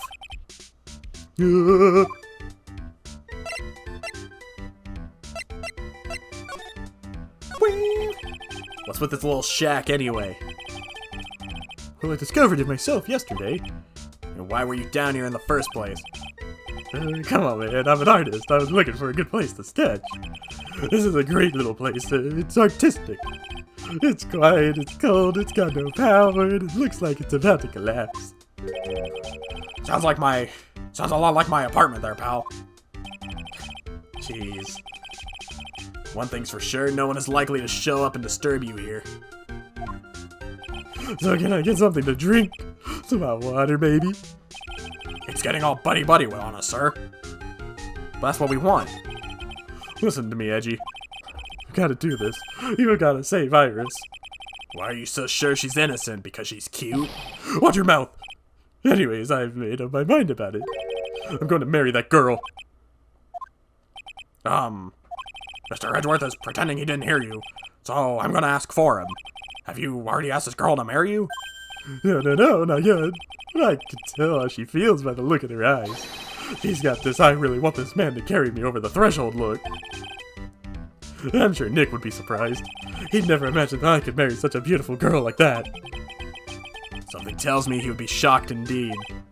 Why did I want her to do anything dangerous? I mean, what am I going to do if she gets hurt?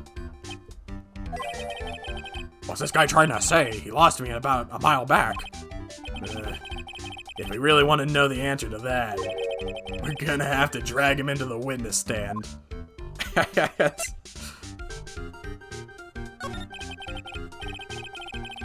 Come to think of it, you still haven't answered my question. Where were you and what were you doing last night? Oh man, don't you just have to talk about anything about that? With that attitude, you'll be more of a ladies' man like me. Okay, chill. Chill out with those scary eyes, I got it. If you really want to know, last night, I saw something incredible. Something incredible. Larry, friends don't make friends do the psyche lock. Yeah, but let's not talk about that now. Let's talk about the good old days, what do you say? Come on, I'll pour you a nice cup of hot water.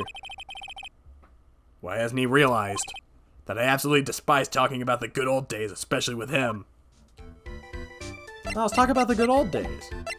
How do I talk about the good old days? Let's talk about the good old days. What do you think about Phoenix? He was a good guy. Real pal to the end. I look back now, I have nothing but good memories. What's with the past tense? He's not dead, you know. Yeah, you're right. Anyways, the guy owes me after all. I saved his life. What is that supposed to mean? If I hadn't called for help so quickly, he would have died. I'm so surprised, though. I used to be a security guard, and it was all instinct, baby. He has a point. He called me pretty quickly, too. I think Larry's pretty good at motivating people. I just wish he would try motivating himself once in a while. What do you think about yourself? Me? All you have to know is to remember not to call me Larry anymore. What? I'm a new person now. I've been reborn as Loris the Nukes. Alright, fine. Let me ask you something else then, Larry. Call me Lawrence! If you don't, then I'll call you Melise Dukesnum.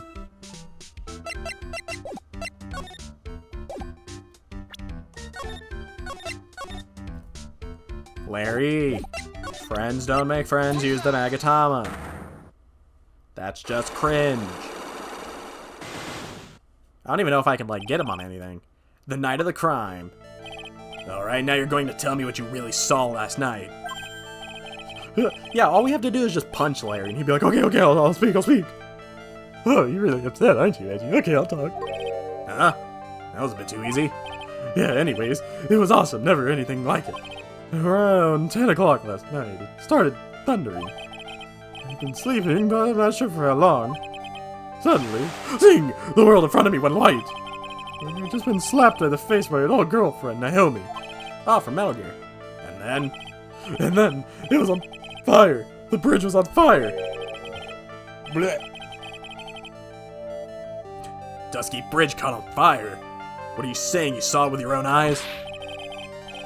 Hey, why are you glaring at me with those evil eyes? I'm telling the truth. There are still 3 cycle locks. That means he's still trying to hide something. By the way, Larry, where were you when you saw that happen? Where, you say? What do you mean? What do you mean? What do I mean? Just answer the question. I was in my room, by the main hall. Where else would I be? As usual, you're as transparent as an empty jelly jar. The problem, I suspect, lies there. There? What do you mean? What do you mean there? It's impossible for you to have seen lightning strike Dusky Bridge from your room.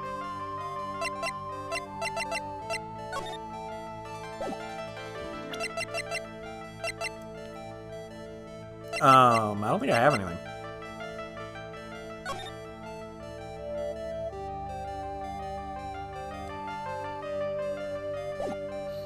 Because we don't know where his room was. If his room was down here, he would have seen it.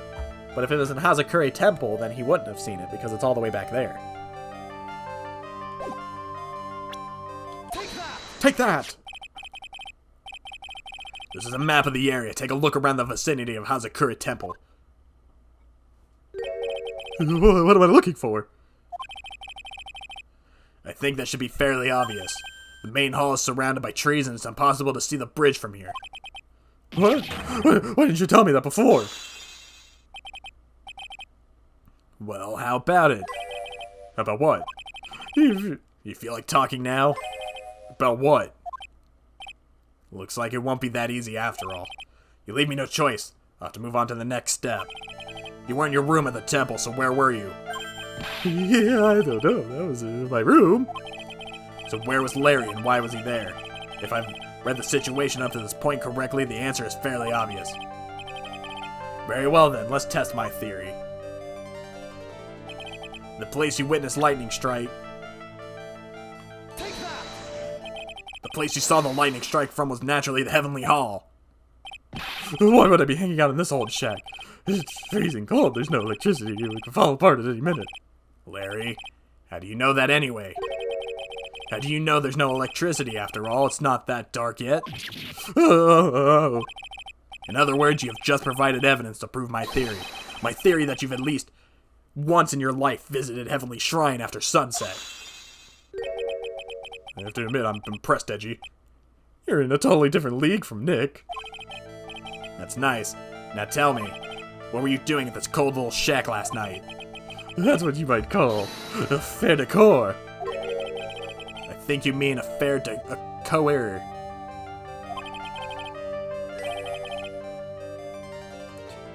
Could it be you were waiting for someone? Oh no! You really are one scary guy, you know. I believe that last night you were waiting for this person to come meet you. Take that! There's only one person you'd wait for in this horrible place like this, Larry. I told you before, don't call me Larry. The person you were waiting for was Iris. Oh, suddenly I feel cold all over, Edgy. No doubt because my chilly glare. So you think I got the hots for Sister Iris, huh? Do you have some kind of evidence? You've got something to prove that I was waiting for, or are you just guessing? This is where I draw the line and end this ridiculous game. Here's the evidence that proves you were waiting for Iris.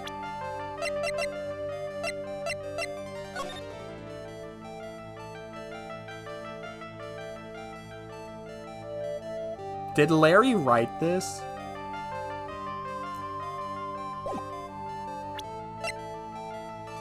It literally says come to the Heavenly Hall at 10, so that means... It was that. Here's your evidence. You called her to the spot with a pathetic blackmail letter. Hey, give that back! You're embarrassing me! What are you doing with that anyways? That's not important. I misjudged you, Larry. What do you mean? Taking advantage of a woman's fragility like that, you should be ashamed of yourself. I said fragility. It's frailty. First of all, what's this at the top of the letter? It says salutations here. That's what it said in the book, Letter Writing for Dummies. You're not supposed to actually write that. That's where you're supposed to write Dear Iris. I'm so sorry.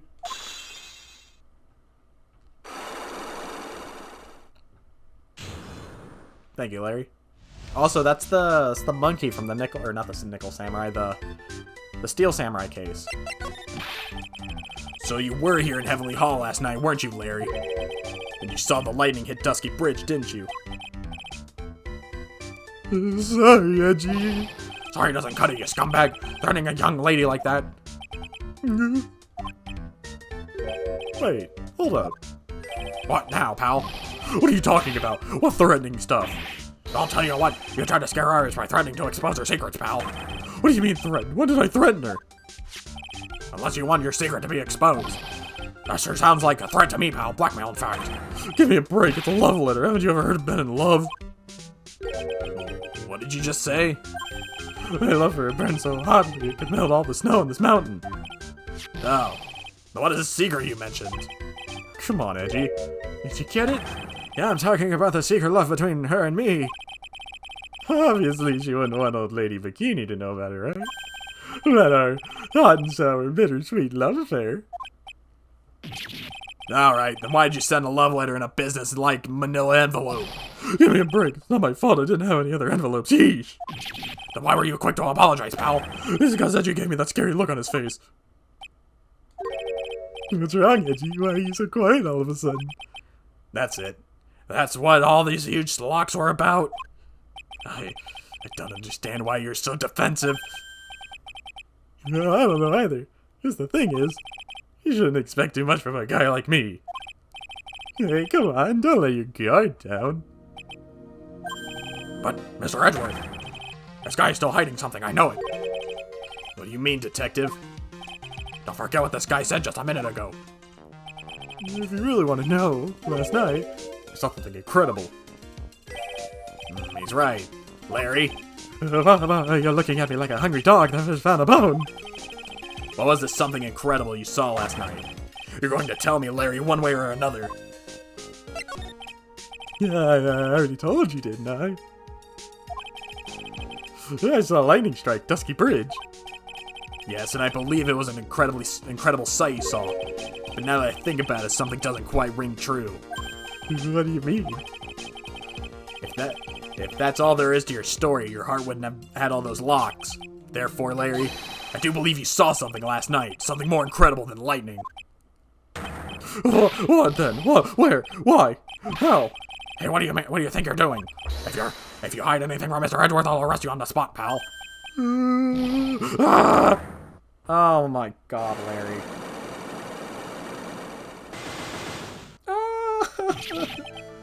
No!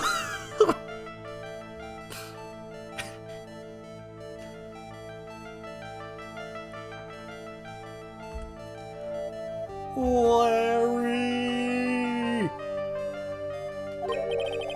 What's wrong, sir? Does this mean I have to do it all over again? Why are you glaring at me like that? Like I'm next to be hit by a bolt of lightning. I've just about had him with this Harlequin. If I really want to drag the truth out of him, I'll just have to drag him out to the witness stand. Oh, thank God.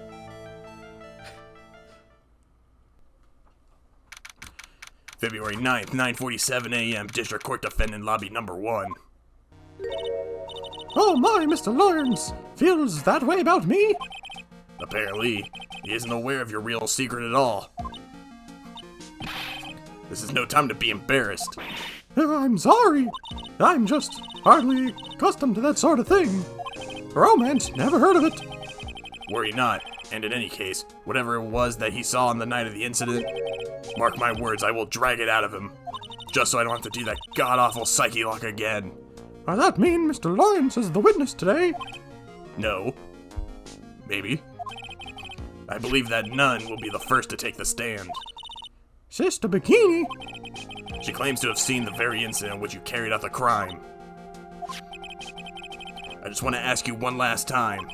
It really wasn't you who killed Miss Elise Dukesnum, right?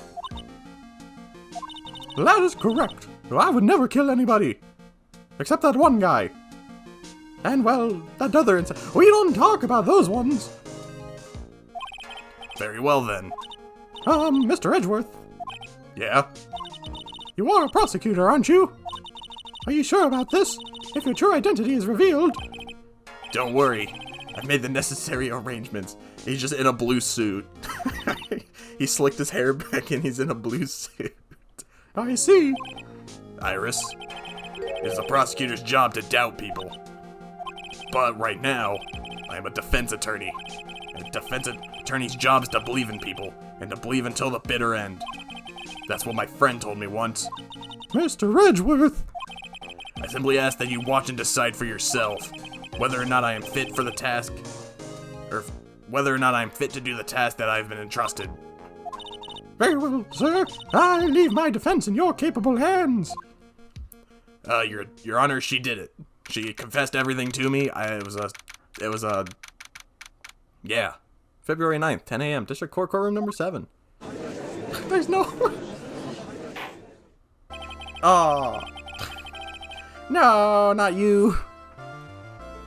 Court is now in session for the trial of Sister Iris of the Hazakura Temple. The defense is ready, Your Honor. The defense does indeed appear to be ready. However, the same cannot be said for the prosecution in this case. Indeed. I'm not sure I like such a blatant waste of the court's time. An empty prosecutor's chair can only mean that the prosecutor has no confidence in their ability to prove this case. It would seem this case is already over before it had a chance to begin. I am ready to announce my verdict. Yeah. I am ready to announce my verdict at this time. The court finds the defendant. Yep, I knew she was gonna show up. Von Karma? No! The prosecution stands ready. And you are? Franziska von Karma, prosecuting prodigy. Von Karma, you say? Perchance you wouldn't be of any relation to the legendary prosecutor Manfred von Karma. Legends are a thing of the past. I am von Karma, that is all. Upon a special request, I flew in today for a purpose of prosecuting this case. You did? Then you must be quite a big shot, eh? By the way, Mr. Edgeworth, Yes, Your Honor. I'm almost certain that I've seen you somewhere before. Or am I just imagining things? Get him out. Get him out. We need a new judge. You look very much like a prosecutor I met once. I believe you're imagining things, Your Honor. Miss von Karma, do you have anything to say? There is no such weakling as this man among those of the prosecutor's office. There isn't. But I'm sure once before in this courtroom. Ah! Oh, God, I gotta scream as everybody now. Where'd you get your whip? I thought I had that. I told you there is no such weaklings. What is that, a whip? I'm not sure I care for much for that in my courtroom. Bailiff, remove that whip at... I have no objections to the whip. You don't? Well, I mean, if you're into that, that's fine, but I'm not into that. The prosecution can wield a whip or drink 17 cups of coffee, but there is still only one truth. That is what I stand here to prove today. This promises to be interesting, Miles Edgeworth. I had expected to face Phoenix Wright here today. But looking at you now, maybe this is what I have been waiting for all this time. I've been waiting for this. Miles Edgeworth, I will not allow this chance to crush you slip through my fingers. I see you brought your flair for the histrionics. Allow me to add to the things I'm not sure about. People acting bizarrely in my court. Ah! He said, ooh-ah. The stage is set. Now continue with your proceedings, Your Honor, so the music can come back. Very well, Miss von Karma, please give an outline of the case. With as little whipping as possible. The murder victim is the famed picture book author, Miss Elise Dukesnum. Her body was found in the Hazakura Temple courtyard. she had been stabbed through the torso by a ceremonial sword for a golden statue. The sword is in this picture. Is the weapon in question correct? Very well. The court accepts this photo into the crime scene. The courtyard where Elise Dixon was murdered. Well, I'll do it again. There's no mistake, this was the doing of the Sister Iris. After all, there is a witness to a crime. Very well. Please bring this witness to the stand. Oh my god, I'm feeling the pressure that Wright feels standing in this chair. And so begins my first and last last trial as a defense attorney. Nah, he's gonna be like, oh, I kind of like it. Maybe I want it. Witness, state your name and occupation, please. Hold on there. I'm not sure about being not so sure if I can care for this at all. Witness, please stand up nice and straight. If I recall correctly, there are a few milk crates in the defendant's lobby for our back pain plagued witness. Bailiff, fetch a crate for this poor lady, please.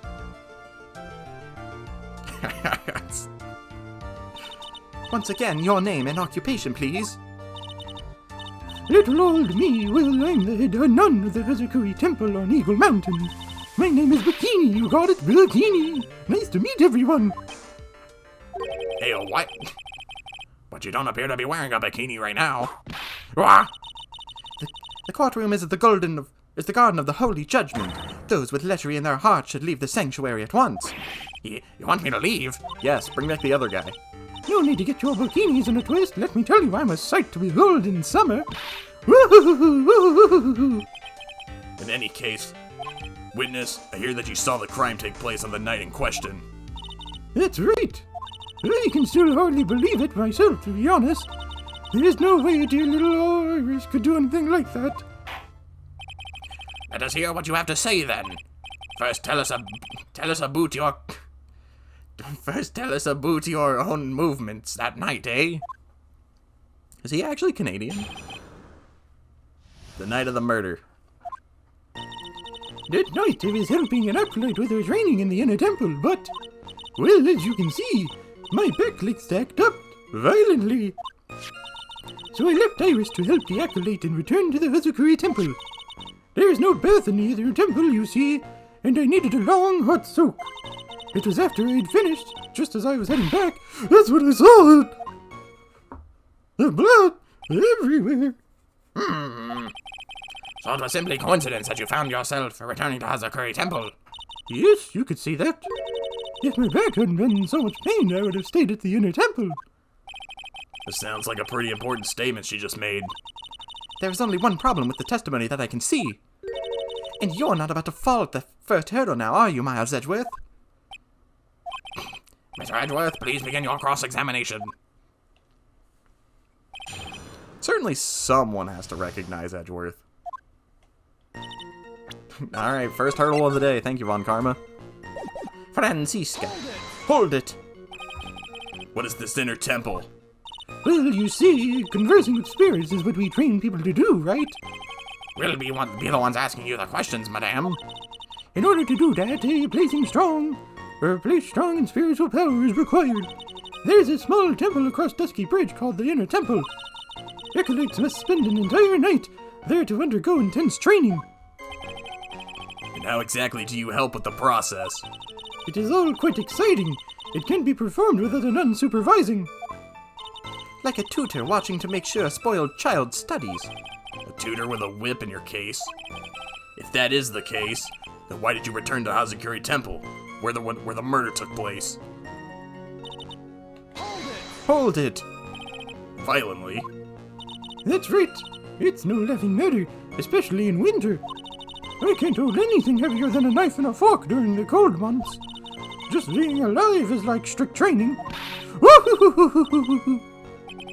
On the night of the murder, was this fabulous back of yours hurting again?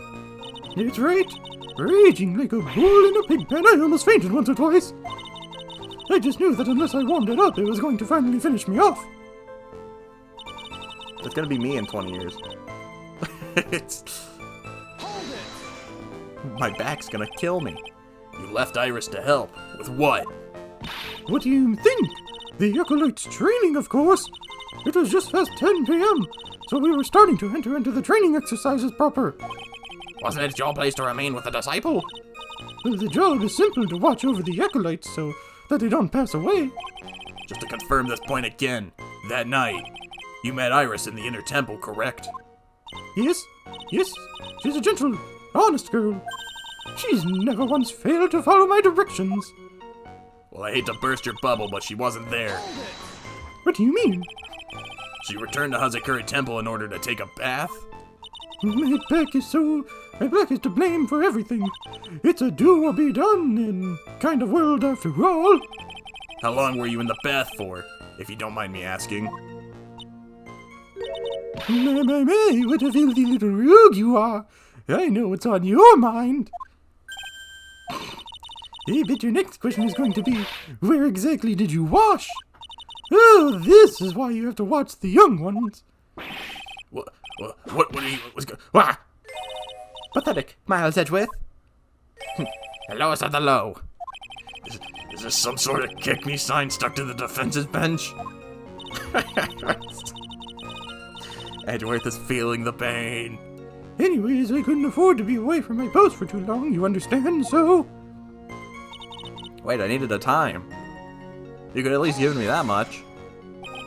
The crime took place in the courtyard, correct? When you go from my room to the main hall, you have to take a winding hallway from which you can see the courtyard. That's right. In other words, it was pure coincidence that the witness saw the crime take place before her eyes. There was no complicated setup in this case. That certainly seems to be true. There is indeed only one problem with this testimony. If I can clearly point out what it is, then I can begin to quantify just how good this witness's memory and observation skills are. Okay, well now I have to remind myself of everything. So, carried by Elise, murder weapon,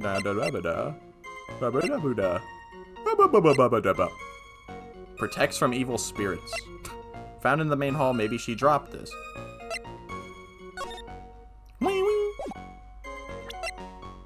The weather data. Well, she didn't give me any time, so I can't throw any of that around. An occult magazine featuring Hazakura Temple. Come on down and learn how to channel spirits. It's like totally bizarre, bro. Rang lights out bell 10 p.m. and was then in her room until the murder was discovered. Alright, what do we got? The night I was helping an acolyte with her training, well, as you can see, my back likes to act up. So I left Iris to help the acolyte and returned to Hazakura Temple. There's no bath at the inner temple, you see. I needed a long soak. It was after I had finished, just as I was heading back, that's when I saw it. Well...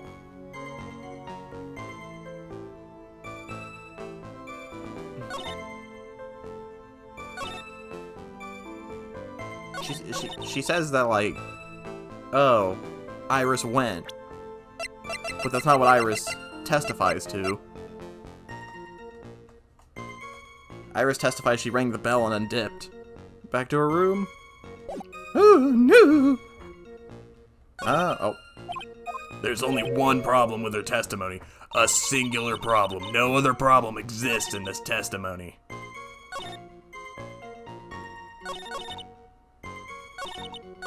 Well, this first part's true, the second part's true. As far as we know. So I left Iris to help the acolyte and returned to the Hazakura Temple. There's no bath at the inner temple, you see, and I needed a long hot soak. It was after I had finished, just as I was heading back, that's when I saw it.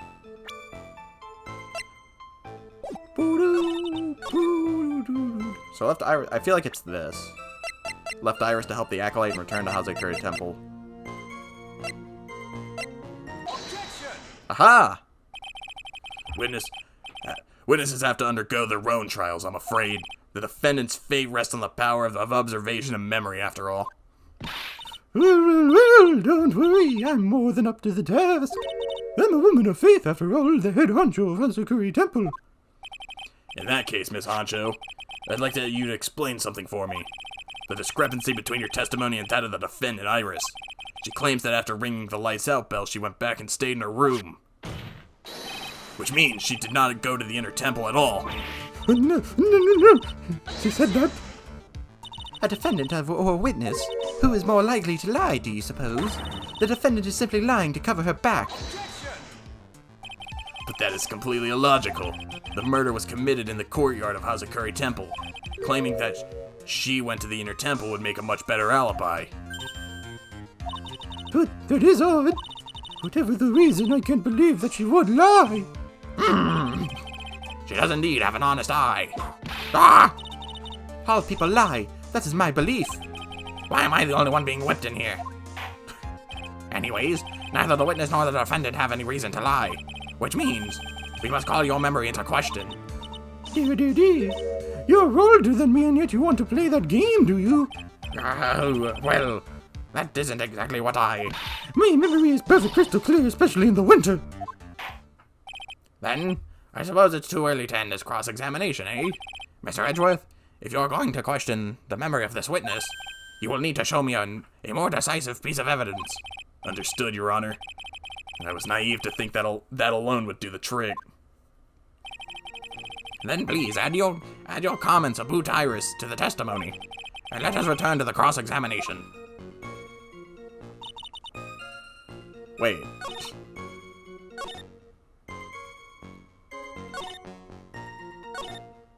Okay, she just altered her testimony.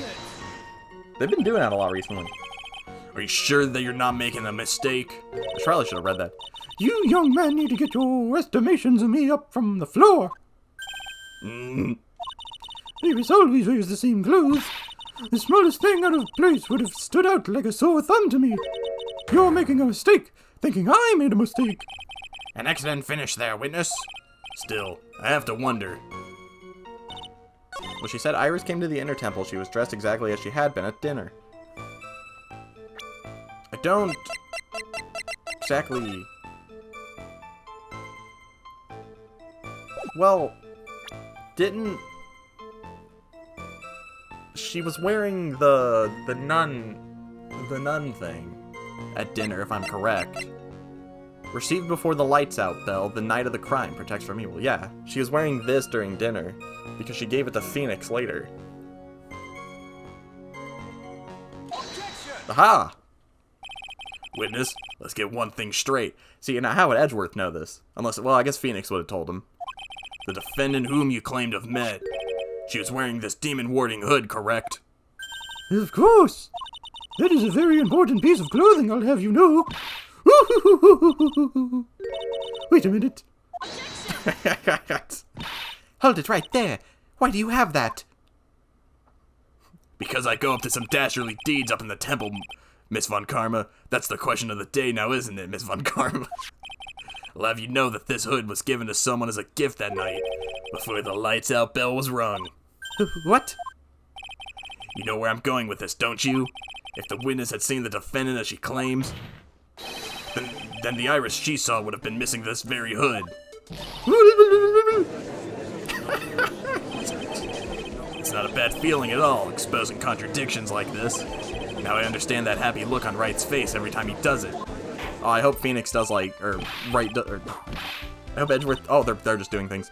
Sister, this hood. You have a spare ones around the temple, don't you?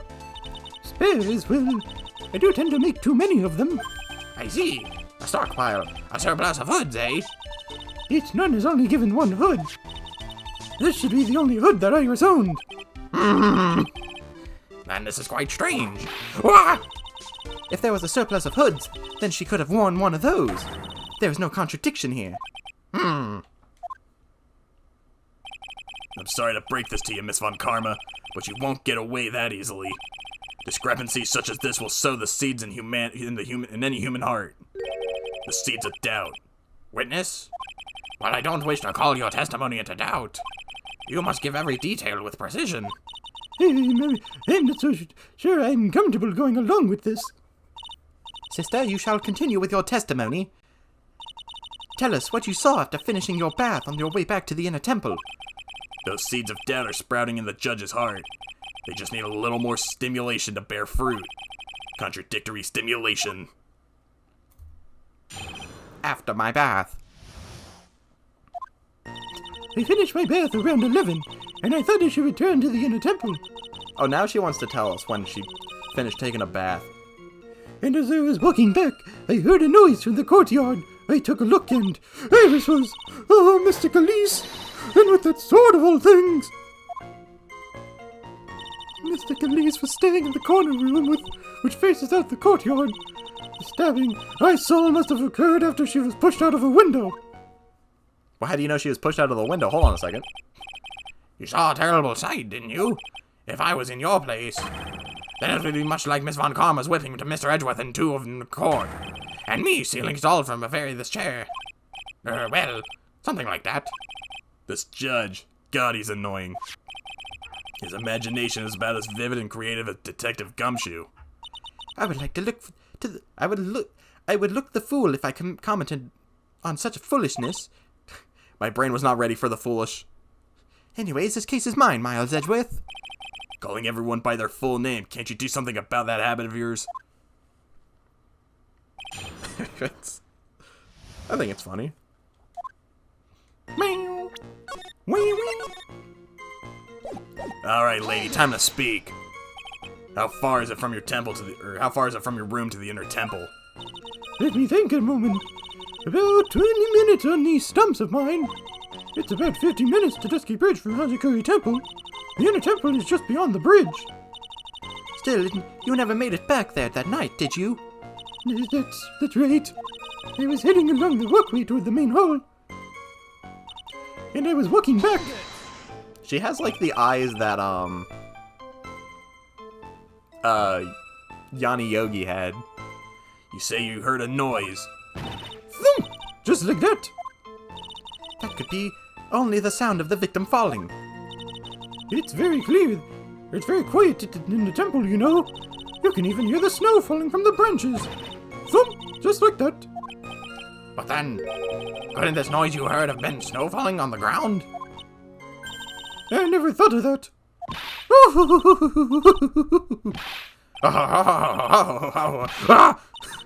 The next one that laughs gets a whipping. Whatever the source of the sound, I look over at the courtyard and... Yes! Hold it.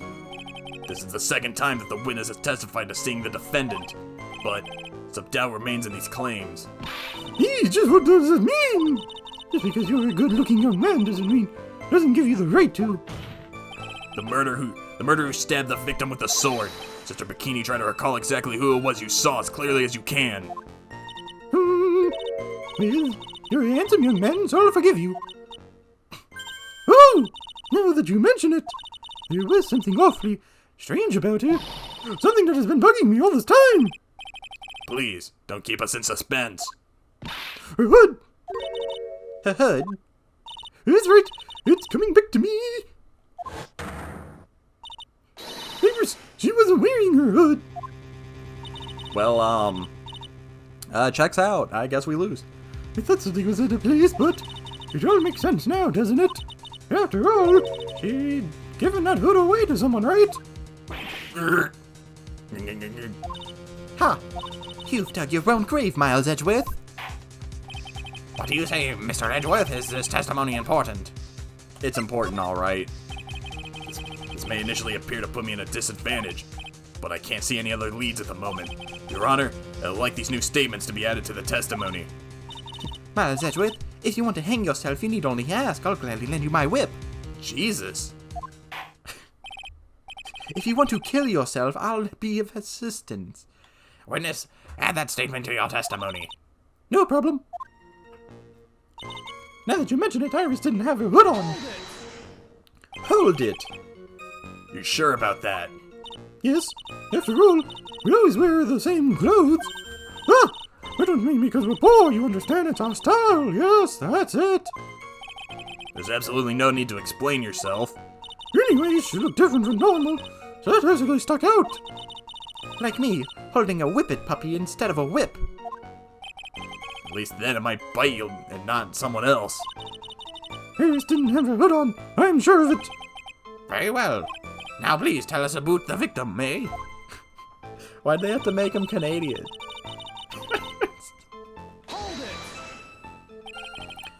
The room the victim was staying in overlooked the courtyard, correct? Which means the victim's room was on the second floor.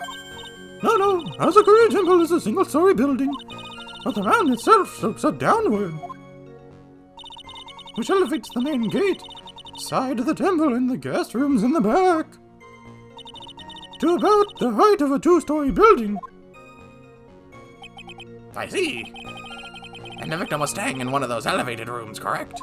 Yes, you know, I'm one who carried her things to her room, after all. The stabbing I saw must have occurred after she was pushed out of the window. Well, no one's talked about a window. What makes you so sure of all this? It's just like I told you earlier. I heard a noise in the courtyard, okay? Just like that. You're one smart sister, I'll give you that. The autopsy report states that the victim's body was covered in bruises, indicating a fall from around 10 feet in height. It appears that the witness was not mistaken then. Yep. I'm more than just a pretty face, especially in winter. I'm a woman of faith, after all. The head honcho of Hazakura Temple. There's only 2 of them working there. What's wrong, Miles Edgeworth? No snappy comeback remarks? It didn't feel like she was lying. This is very powerful testimony, too. She claims to have seen the incident in which the defendant stabbed the victim. There are only 2 things I can believe in right now. My client Iris, and my own ability as a defense attorney. Well, hold on. Let's take a peek at that autopsy report. Time, 10 to 11 p.m. Cause, loss of blood from stab and back. Body fell 10 feet after death. So she couldn't have seen the stabbing.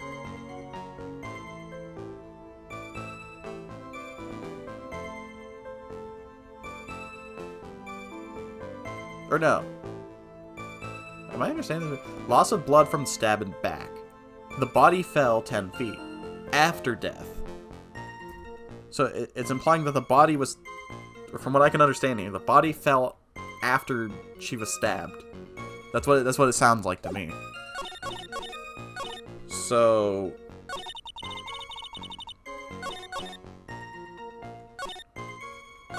why the testimony seems so long? The stabbing I saw must have occurred after she was pushed out of her window, but the autopsy report says differently.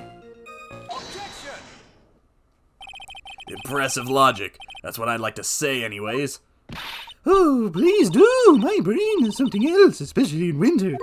However, I think you were overlooking one thing. Miss Von Karma, would you be so kind as to take another look at the autopsy report? The autopsy report? The victim did fall from a height of 10 feet. However, this fall was after she was killed. That's right, it says after death right here. The scene the witness claims to have seen is contradictory. If the defendant stabbed and killed the victim there in the courtyard. Oh, wait, I think I know what's happening here. She's trying to pull the sword out of her back. That's what she's trying to do. She's not committing the murder. She's fixing it. How did the victim then go on to take a 10-foot fall? Order! The victim was killed and then fell. If that is the case, then the victim must have been killed in her room, don't you agree? That is the logical conclusion. Yes, that's right. The victim must have been stabbed by the defendant in her own room, and she was then thrown out of her window down into the courtyard below. Were there any signs of a struggle in Miss Dukesnum's room?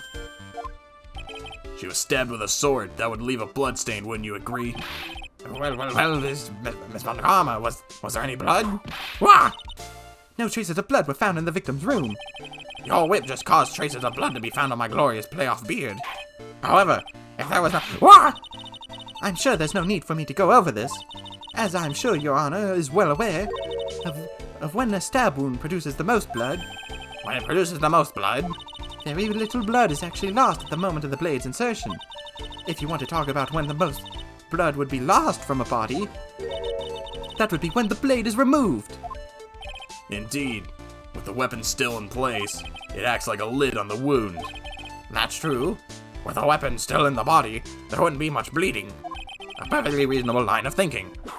But there would still be blood. We have come to a conclusion then. The victim was thrown out of the window with the sword still in place. This removes all of the contradictions. Order. I must admit that this is a problem version of events. I'd expect no less from Franziska von Karma. She locates and takes control of every vital point. It seems that we need a clear testimony from the witness. Remove all supposition of your part and tell us only the facts, please. Witness, please. Remain standing on the crates. Don't go selling me short now. She starts cracking her back and she just grows like 10 feet. The weight of winter snow has bent me out of shape, especially my back and my mood. Sister, please give us your testimony. I will give you a vigorous massage once we are finished here. With the whip? Oh boy. All right, I'll talk. I like a free massage. Further details. When I looked across at the scene, the sword was already in place. I'm telling you, she was pulling the sword out of her back and then she put it back on the statue. She wasn't doing the murder. Thinking about it now, I didn't actually see her stab Mr. Khalees. I've never seen so much blood before. That's when I fainted. You can't blame me, can you? And when I awoke, Mr. Camille was stabbing Mr. Khalees through the back. Wait, What?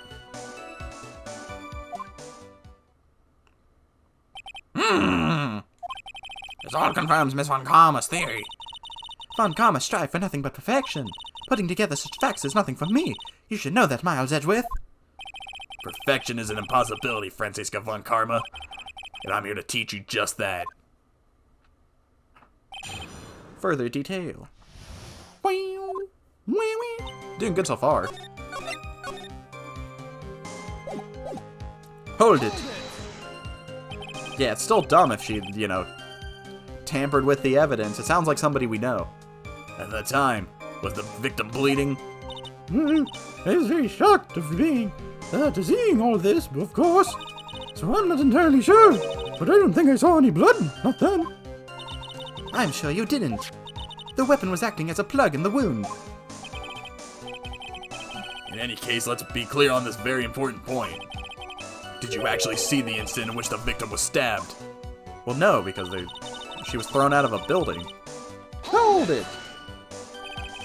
Think carefully, this is very important. It's Iris we're talking about here. I'm thinking for all I'm worth. Nope. When I looked over, the sword was already in Mr. Khalees' body. It might not be conclusive, but this testimony supports her theory. The victim was stabbed in a room and then dropped onto the courtyard. I think this proves it rather well, Miles Edgeworth. So you're saying that you saw the victim's blood? That's right. Some of it is blotted onto Iris too. When the defendant was arrested when she was meditating in a room, and her blood-fleckled clothing was neatly folded in the corner. What? Her clothes were blood-fleckled as well? That's quite conclusive to me. What should I do? Press this point further. You know the rules, Edgeworth. Well, you don't, but you do now. Going back to your previous statement, you said that you saw a little bleeding when the victim was stabbed. But now, you say you saw the victim bleeding? Well, yes. I say, what I saw. What did you see? Maybe I didn't see the poor woman get stabbed, but I saw the girl pull the sword out of her, plain as day. Pulling the sword out? Well, it wasn't exactly pulling, it was more like it came out. Witness, you will add this to your testimony. Oh, was that important? More important than you can imagine. I saw the instance in which the blade, plunged into the hilt, was smoothly drawn out. Smoothly, you say? You're saying you saw the sword smoothly slide out? Yes, that's right.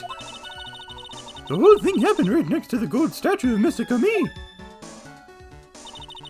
Mr. Khalees was on the ground and Iris stooped over her. The sword was buried up to the hilt. I feel like that would be a hard sword to pull out. When Iris stood up, the sword in her hand just slid out of Mr. Khalees' body It's out from the gaping wound! It goes without saying that if the sword was removed, there would be bleeding. Nothing out of place here. Is that really the case? I can't help but feel that something about this testimony is very out of place. The something which couldn't possibly have happened appeared to have happened.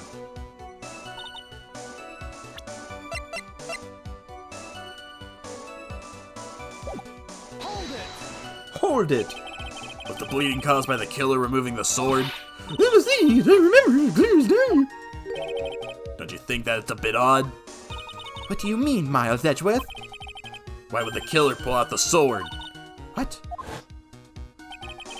If all she wanted to do was place the weapon in the hand of the golden statue, then there was no reason to remove it from the body. All that would have accomplished is causing the victim to bleed unnecessarily. Your thoughts, Miss Von Karma? That's... Indeed, it is strange now that you mention it. I'm going to need to find an answer to this mystery too.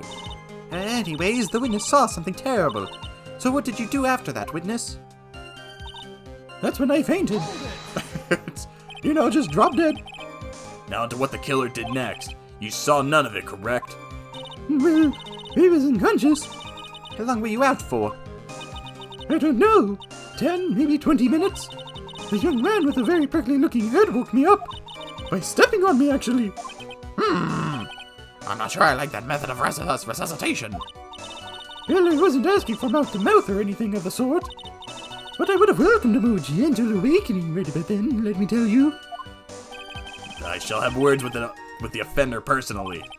What did you see upon awakening? And when I awoke, Mystic Ami was stabbing Mystic Elise through the back. What? By Mystic Ami, you're referring to the golden statue, correct? Just stabbing someone with a Shishishito's sacred treasure is terrible enough. What does that make Mystic me hold the blade? Surely a heinous, despicable crime. It is easy to despise something. Anyone can do that. However, there's something that cannot be done so easily. Whatever it is, I'm sure it's doubly hard for you. Anyways, what is the problem? Exactly why would the killer set up this gruesome scene? Can anyone explain the reasoning behind that? No, I don't think I can. There isn't always a logical reason behind why someone acts. That's true, so true. In early spring, for example, I often find myself... There isn't always that phrase might come in handy someday. There are too many unnatural elements in this case. Why was it necessary to use the Shishishito from the Ami statue as a weapon? Why was the weapon ultimately placed back in the hand of the statue? If I can expose the flaws in this testimony, perhaps, then I will begin to find the truth. See, I like this. It's not when I finish the testimony. It doesn't cut to Maya being like, "Wow, this, and this, and that." Well, thank you, Maya. You are no help at all. Well, yeah, thank you, Phoenix. I try to do that sometimes. Well, if only somebody of actual use was here. Instead, Edgeworth is just like, Yeah, there's clearly something sus here. so what do we got? When I looked across the scene, the sword was already in place. Thinking about it now, I didn't actually see her stab Mystic Elise. I saw the instant in which the blade plunged into the hilt. The blade plunged into the hilt was smoothly drawn out. I've never seen so much blood before. That's when I fainted. You can't blame me, can you? And when I awoke, Mystic Amy was stabbing Mystic Elise through the back. Wee wee.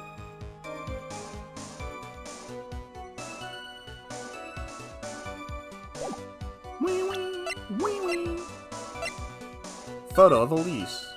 My god. How does that orb stay there?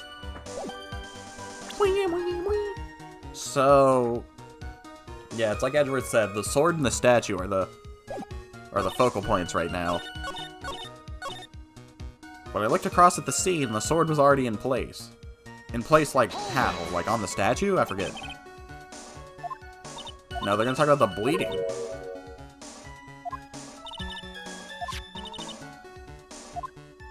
In case, let's be clear, very important. Did you actually see the incident in which the victim was stabbed? They talked about the blood rather than what that meant. It's like when the sword is already in place, does that mean it was already like through her chest, or does it mean it was in the statue?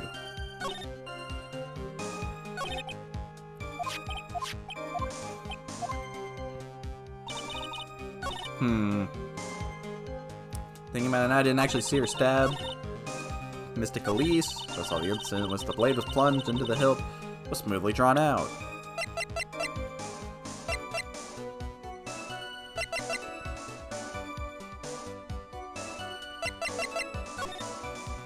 Something tells me I need the crime scene picture here.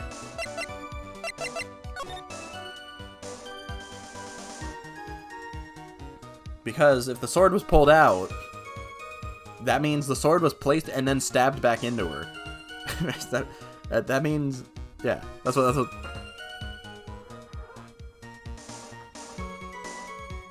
Because the picture they keep showing when they're talking about it is Iris like trying to pull the sword out from her back, but the sword's nowhere near the statue.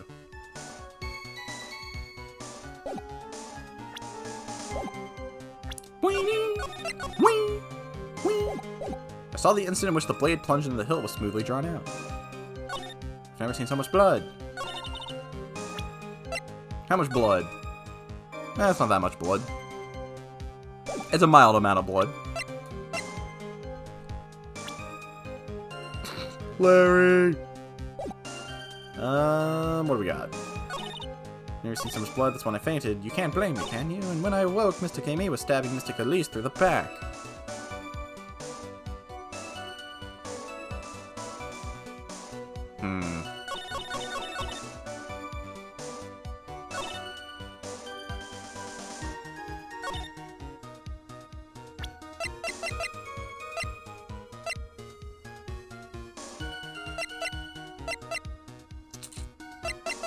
I'm 100% sure, well, maybe not 100% sure, but I'm like 80% sure the crime photo is what I need here.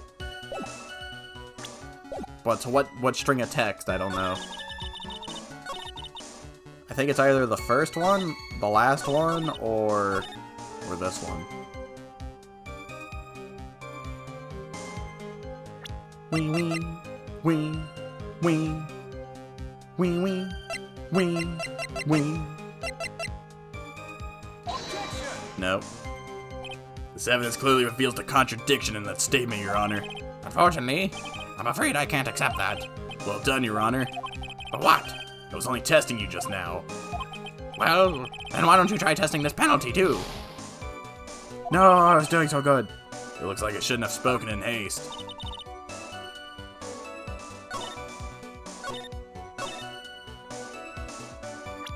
Well, this last one wouldn't make sense for the crimes photo, because she's explaining exactly what happened, or what's in this picture.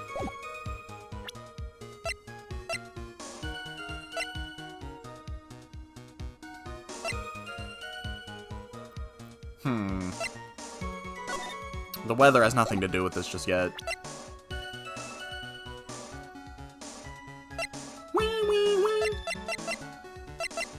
The crime photo is the only thing I can think of.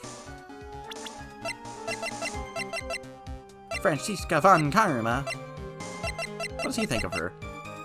My mentor, Manfred von Karma's daughter, born/raised in Germany, prosecutor 13. Okay. When I awoke, Mystic Ami was stabbing Mystic Elise through the back.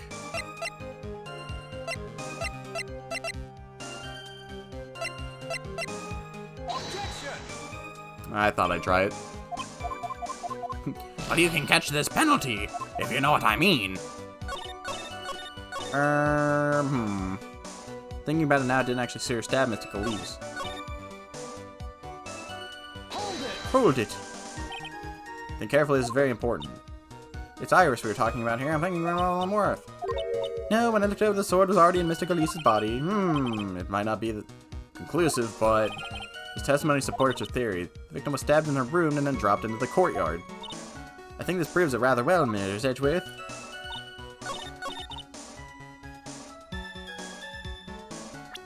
I want to question this first thing of dialogue, but it's like they don't specify what she means. That's it. Gambling the picture. No. It's gonna be one of those instances where I'm hung up on one thing and it's not this thing at all.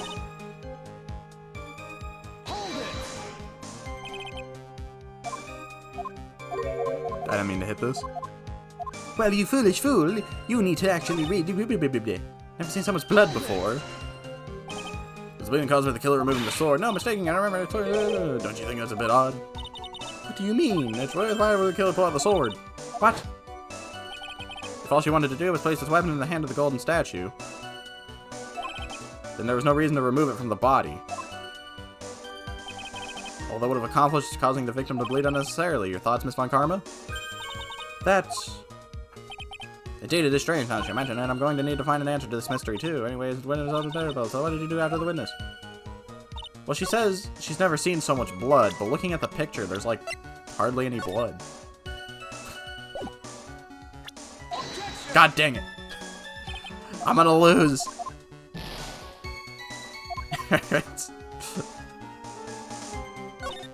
I'm so hung up on this picture, and it's not gonna be this picture.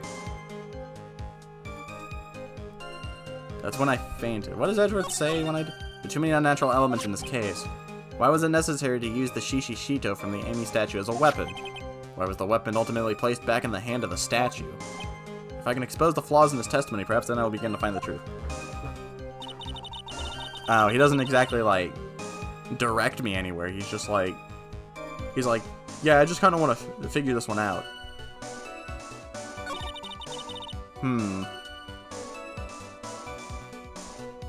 so hung up on this picture. I'm down to 1 health already. I was doing so good. Now I'm not. But this stupid picture is just like, you know you want to select me. I'm very suspicious that you're looking at me. You want to know why there's so much blood? And I'm just like, yes, I actually kind of would. And it's like, but no, you can't use me.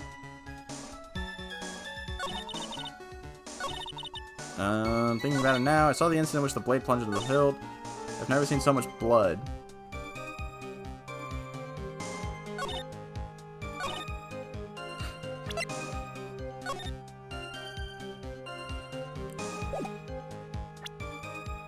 Ah! I saw the incident in which the blade plunged into the hilt was smoothly drawn out. What does that mean?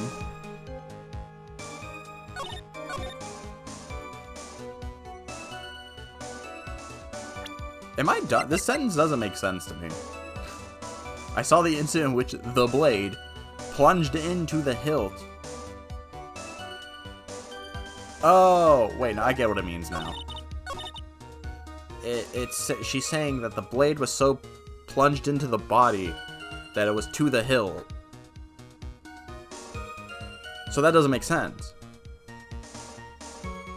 Because if the sword was plunged in all the way to the hilt, the whole sword would be bloody. But only the tip of it's bloody. That sentence did not make sense. So I just present the sword here. God, I got 1 health. Sister Bikini, you're a reliable witness. At least, I'd like to think so. But there are too many contradictions here. What do you mean? You make it sound as though I'm a liar. But you're a handsome young man, so I'll forgive you. I think that was either an issue with my reading comprehension, or that sentence was just poorly structured. What contradictions are you talking about? In the scene that the witness claims to have seen, the weapon was thrust up to the hilt, to its hilt, into the victim. Furthermore, the killer withdrew the weapon smoothly from the body. However, both of these are complete impossibilities. So I was right on the pulling out thing. It wouldn't be that easy. What do you mean? Explain yourself. To start with, do you think it would be possible to stab someone into the hilt with this thing? No. No matter how I look at it, the defendant doesn't appear strong enough for that. Well, have you seen her without a robe? She might actually be jacked. Just look at me. I look like a twig, but you never know. I could be like the Incredible Hulk. Doesn't appear? What meaningless dribble. I too may appear to be a weak and She's literally making the same point. but I can crush men under my heel and make them weep should I choose. The objection stands. I wept a little back there, I must admit. That isn't the only issue here. If this sword was truly stabbed into the body up to the hill, well, just look at all the branches on it. It certainly wouldn't come out smoothly. That's... We also have the problem with the amount of bleeding. It's true that when the blade had left its body, it acts as a plug of sorts. However, when the weapon is shaped like this, it's more of an entirely different story. The wound would be too large for the blade to completely stop the bleeding. That's nothing more than conjecture. In reality, the victim was stabbed with the shishishito. Even a weapon of this nature may still sometimes slide out smoothly, and may still sometimes stop the blood. You foolish, foolish fool. I'm not finished. There's still one more conclusive contradiction. You've still got more. This one is simple. If this sword really was thrust in all the way to the hill, why is there only blood on the tip of it? If this witness is telling the truth, then there should be blood along the entire length of the sword. No! Order! Ah! Bravo, Miles Edgeworth, raising this many contradictions from a single piece of evidence. All the other attorneys I know could maybe manage one, if that. But what does this all mean? You have proven contradictions regarding the murder weapon, but... Having come this far, there can only be one answer. And that is... The weapon used to kill the victim was not the shishishito. What? A foolishly foolish idea born from the foolish mind of a foolheartedly foolish fool. Let's examine this again. What was it that made us think the sword was the murder weapon? Well, it's because Mr. Gami was holding it. Exactly. However, if you reflect on this, that is the only basis we have to assume such a thing. The impression left by the scene was just too strong that it was influenced us. It influenced us to believe that the shishishito was the murder weapon. Order! Wah! So maybe the shishishito was not the murder weapon. Even if that is the case, it changes nothing, Miles Edgeworth. The sister here saw everything. She saw the defendant stab the victim with a sword-like object. That's true. Your response, Mr. Edgeworth. If that is so, I would like the prosecution to answer the obvious question it raises. The obvious question? Or the obvious question. Yes, namely, where did the real murder weapon disappear to? It goes without saying that the police searched the main hall and the surrounding area. Perhaps the prosecution can enlighten us as to what if the sword-like object was found. That's... Answer the question, Miss Von Karma. No evidence of that kind was found. Another mystery to throw onto the pile. A trial without a murder weapon is a tricky beast. Excuse me, could I say something? I just remembered something, actually. What is it, sister? I was just thinking. It's possible that just maybe what actually happened was it was just over there. What exactly are you on about? The murder weapon, I mean. Maybe I think I know where the sword was disposed of. You what? Well then, I think we need to hear testimony from you one more time, sister. Impossible. What else? What else could this old woman have seen? No, I only have one health, lady. I have one health. Location of the weapon. I saw the murder at around 11 p.m. And after asking that it be reported, I went out to the main gate. And near, I saw tracks that indicated the snowmobile had been used. It takes 15 minutes to walk to Dusky Bridge, but less than 5 using one of those. Maybe they threw the weapon into the Eagle River and came back while I was knocked out. Iris could have done that. She can drive a snowmobile after all.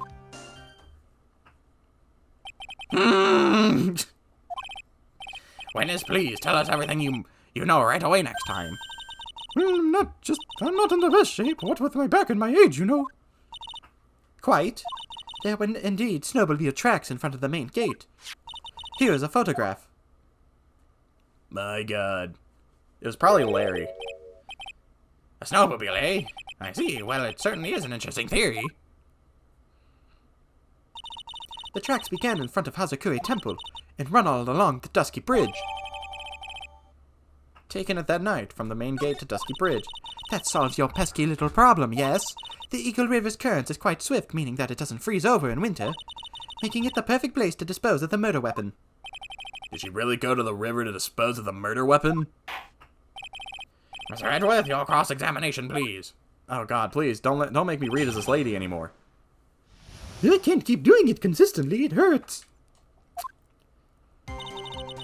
Wee wee. 1 health, 1 health, 1 health. Hold it! You're sure about the time? Yes, I was worried about it after all, Why was that? because I have a strong sense of responsibility, especially at this time of year. The acolyte was being doused in freezing water at the time. I couldn't very well take it easy then in the bath at all then now, can I? So at 11 I decided to leave Hazakura Temple. Your estimation of the time seems reliable.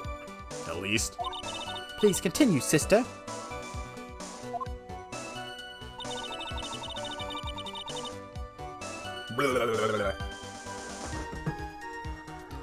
And after asking, Hold it! You asked Phoenix Wright to report the crime, correct? right, the one who trampled me. It seems she is the type to hold a grudge. There isn't a phone in the main hall, so I sent him to the bridge. Phoenix Wright, he didn't even have his cell phone on him. He had forgotten it at home, apparently. What a naive boy, as always. Not only do I always carry my phone, but I always have my whip in hand, too. You shouldn't even have that. Phoenix should have that.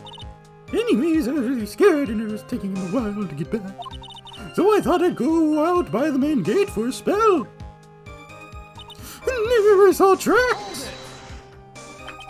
As I recall, there was a snowmobile outside the main gate when I visited. That's it. That's the only one we have.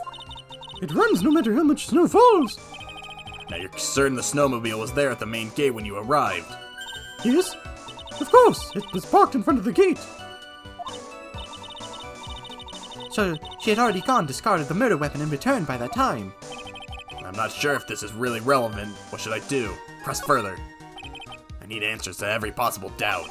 The snowmobile in question, was it still warm at the time? What do you mean? What do you mean? What do you mean, eh? What do you mean, Miles Edgeworth? I'm playing to a slow crowd here. It goes without saying that using a snowmobile will heat its engine. If it was still warm, then it means it was recently used. Oh, I see. I never thought of that. That's right, I overlooked that too. Of course you did. Then answer the question, please, witness. I don't often go around touching hot engines. However, now that you mention it, there wasn't any snow on it. Snow? Yes, for some reason only the snowmobile wasn't covered in snow. There wasn't any snow on it. Curses. It seems highly likely that the killer did use the snowmobile then, eh? How long does it take to get to Dusky Bridge by snowmobile? It was Larry, I guarantee it. Hold it! In that case, why didn't you use it yourself? You could have spared yourself some walking. There's a reason for that. Have we got a moment for me to explain? Well, you see, my legs are like 2 inches. I think that's why the question was asked in the first place. It was about a month ago. I was driving my beloved snowmobile, happy as can be. I'd fetched some water and was heading back when I went and crashed into a tree. The tree and my back both went crunch. Just like that. Crunch! Crunch. I haven't been able to find the courage to write anything since then. Anyways, the killer must have used it. But where were the keys at the scene of the crime?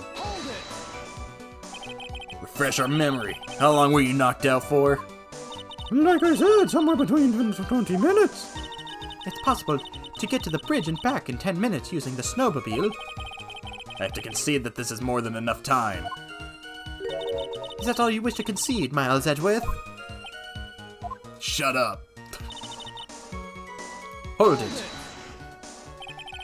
While it could have been possible time-wise, one element remains out of place. Oh? And what would this mystery element be? The killer's reasoning, Your Honor. Why did the killer do all of this? Why go to the Eagle River to dispose of the murder weapon when there are other methods? To many unanswered questions. Your response, Miss Von Karma? Wah! Turning to me for help over the slightest things. Why don't you think for yourself for once, Your Varna?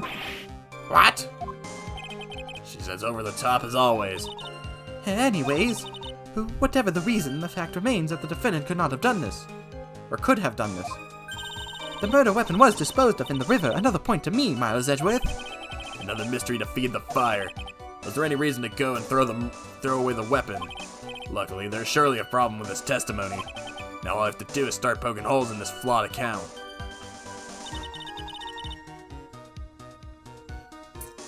I mean, it's like he said, it's like, what motive does she have to do all this? So, she saw the murder around 11. After asking that it be reported, I went to the main gate. There I saw tracks that indicated the snowmobile had been used. Maybe Phoenix had used it, but it came back, so I guess Phoenix didn't use it, because he's an idiot. It takes 15 minutes to walk to Dusky Bridge, but less than 5 using those. Maybe they threw the weapon into Eagle River and came back while I was knocked out. Iris could have done that, she can drive a snowmobile after all. Boing, boing, boing. Wee wee.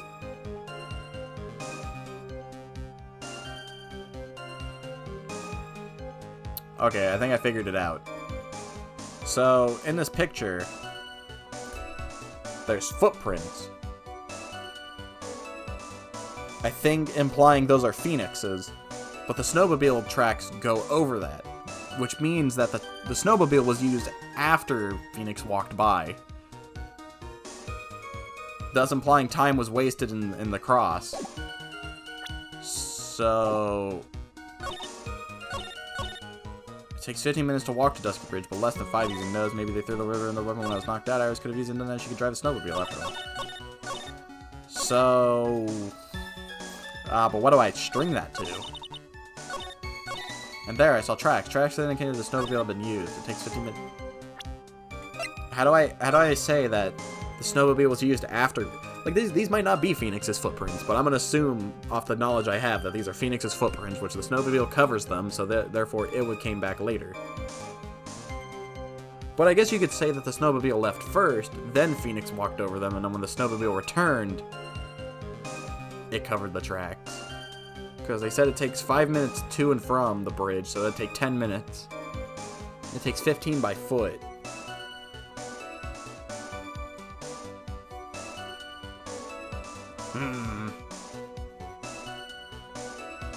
I have 1 health. It's not very good for my health, if I do say. I think I am onto something, though, with the tracks. He came back while I was knocked out. Iris could have done that. She can drive a snowmobile, after all.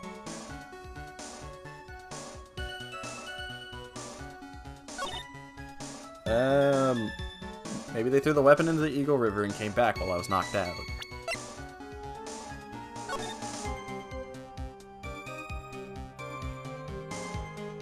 I mean, I guess you wouldn't follow the exact same route you would take, and there's only one set of tracks.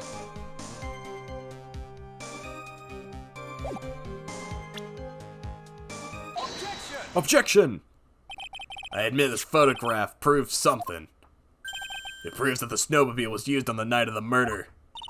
You finally accepted the inevitable, it seems, Miles Edgeworth. However, if what the witness says is true, then why is there only 1 set of tracks? What do you mean?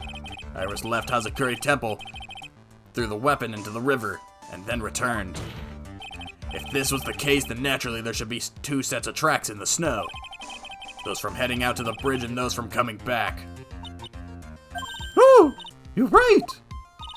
You are forgetting one thing, Miles Edgeworth. You could have followed the tracks perfectly. On the night of the murder, it was snowing. The tracks leading to the bridge were erased by the snowfall. This removes your precious contradiction now, doesn't it? I see. While she was at the river, the snow stopped, leaving just the return tracks in the snow. But Phoenix's footprints are there. What do you have to say now, Miles Edgeworth? Is there another flaw in the theory? This idea that the snowfall covered one set of tracks. There is a contradiction. The tracks to the river were covered by snow. What a nice theory. However, Miss Von Karma, that is impossible. Would you care to explain why there's a rude index finger currently pointing in my general direction? No need. The evidence will do all the talking for me. On the night of the murder, the killer went to and returned from Dusky Bridge. In order to dispose of the murder weapon, the outgoing tracks were erased by snow, or so claims Miss Von Karma. Mr. Edgeworth, present your evidence to the contrary, eh? Evidence that the outgoing tracks were not covered by snow.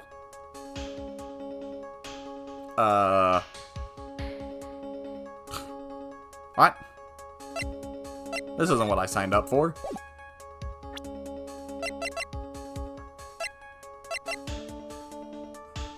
I was hoping for the, you know, the pointer finger. Received from Wright. He wasn't serious when he gave this to me, was he?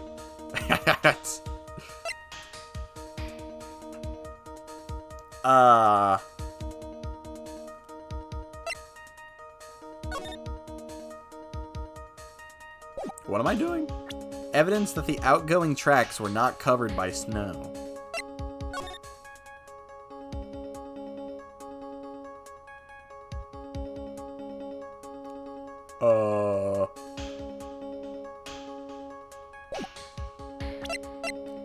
Where's the leak, ma'am?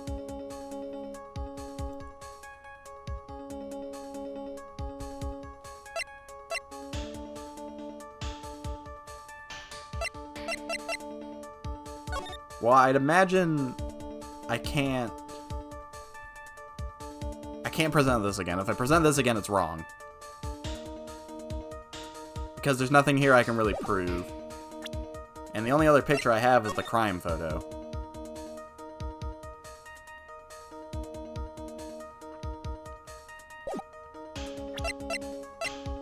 Yeah, I don't really have any pictures of anything else. So I guess I just gambled the crime photo. Take that! Ultimately, it all comes down to one point. That being, whether or not it was snowing in the courtyard when the victim was stabbed. That's right, but proving that is incredibly easy. If we want to know whether it was snowing or not, this photo will tell us everything. But of course, I'm referring to the photo of the crime scene. As you can see, everything is covered with snow, with just one exception. and that is The victim herself, Miss Elise Dukenham. Man, having very little pictures is pretty nice. Because if it's not one picture, it's the other. Why is there no snow on top of her? The answer is simple. It had stopped snowing when she was killed, like, that's why. me. In other words, if the killer really did go to the Eagle River to dispose of the murder weapon, then in this photograph there should be two sets of tracks. What? What did you just want? What? Just what are you suggesting, Miles Edgeworth? To be honest, I'm not entirely sure myself, but this is simply what all of the facts point to. That night, someone used the snowmobile, Larry, to leave Hazakura Temple. From the tracks left, it can be understood that they were heading for Dusky Bridge. At the time, it was still snowing. Of course it was, because those tracks were erased by the snow. Then when this person returned to Hazakura Temple, the snow had stopped. Thus, the return tracks remained.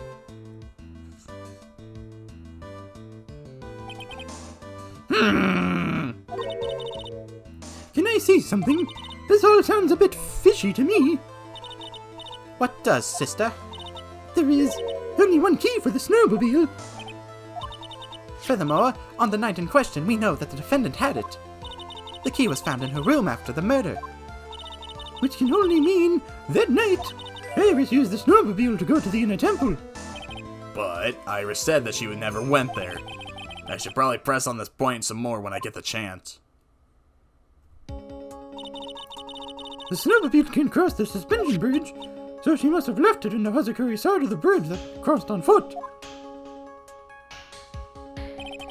That's right. That sounds about right. That what Todd is when I left Iris and returned to Hazakura Temple. It was W. I didn't see anything near Dusky Bridge. You must have failed to see it, sister. Maybe, but when I made it back to Hazakura Temple, it was there by the main gate. The snowmobile, I mean. I know what I saw. It was covered in snow, too.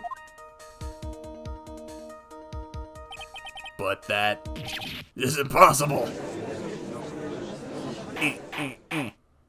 Order! Order in the court! What does all this mean? So then what was the snowmobile used for? It wasn't taken by the defendant when she went to the inner temple. If it had been, then the witness couldn't have possibly have seen it by the gate. Furthermore, it wasn't used by the killer to dispose of the weapon. If that was the case, there should be 2 sets of tracks in this photo. All we know is this. After it stopped snowing, someone used the snowmobile to return to Hazakura Temple. Never thought a simple snowmobile could cause so much trouble. I think we've learned all we can from this witness. Yes, I have nothing more to add. I've told you everything that I know. But then, that still leaves us with the same problem. If only there was a witness who could testify to having seen the snowmobile. The witness, huh? Was there no one out walking perhaps near Dusky Bridge on that night? I don't think that's likely. It was cold enough to freeze your ears off. Only an idiot would go out wandering in that. Unless they had something really important to do. That's a shame. Hold on. Something is coming to me. An idiot may as well have gone wandering out at that subarctic night. Your Honor, actually, there might just be an individual who may be of help to us. Really? You know of someone who might... We're gonna see Larry and Von Karma in the same room. It's finally happening. You know of someone who might have seen the snowmobile on the night of the murder. I don't know for sure if he saw it or not, but there are 2 things about him that do come to mind. Which are? First, that he saw something incredible on the night of the murder. And the second being... This individual that I am thinking of when wandering outside on that cold night. In other words, he is our kind of idiot. Mr. Edgeworth, who is this idiot you're talking about? Larry! This guy must be a product of Jean-Luc Leduc's Guide to Obnoxious French Paintings. This is Larry Butts, a disciple of the victim, Elise Dukesnam. A student? Interesting. And why was he murdered? Or why was he wandering about outside on the night of the murder? That's... I could tell them all about his designs for Iris, but it may cost us his credibility as a witness before I even call him. He is, after all, an artist. He was perhaps searching for something in the snowy scenery that would move him, although I cannot guarantee that this is the reason. And so, this unfortunate, unreliable-looking man... What exactly was it he saw? I intend to extract that from him right here in this courtroom. Not with 1 health, please. Summon this youth as a witness immediately. I have no choice, do I? I believe he is in the gallery for this trial. It will not take long to summon him. Very well. Larry?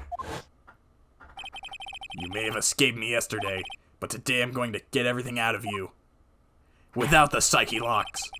The court will now adjourn for a 20-minute break. Miss Von Karma, please see to preparing the next witness. Understood, Your Honor. Good. Well then, court is now in recess. Larry! We're finally gonna get to see Larry and Francisca in the same room. I didn't think it was ever gonna happen. We might now be able to find out why people ship Larry and Francisca. Or so I've been told, at least. February 9th, 11:15 a.m., District Court, Defendant Lobby Number 1. Excuse me, Mr. Edgeworth, I'm not really sure what to say. Iris, we only have 20 minutes. There are 2 things which I need to ask you before we reconvene. All right, I'll help you in any way I can. First, about the night. You really didn't go to the inner temple, correct? The last witness claims to have met and talked with you in the training hall. Either you or Sister Bikini is lying. Mr. Edgeworth, it is just as I said yesterday. Until the incident occurred, I was in my own room in Hazakura Temple. Very well. The second thing is, that night the temple snowmobile was used in between the time Sister Bikini returned to her main hall and when she bore witness to the murder. Sometime between 10:30 and 11 p.m. that night, were you the one who used the snowmobile? There is only one key for the snowmobile. The only person who could have used it was me. Unless you're Larry and you know how to hotwire it. So it was you. But why? What made you go out to the Dusky Bridge? I'm sorry, Mr. Ridgeworth.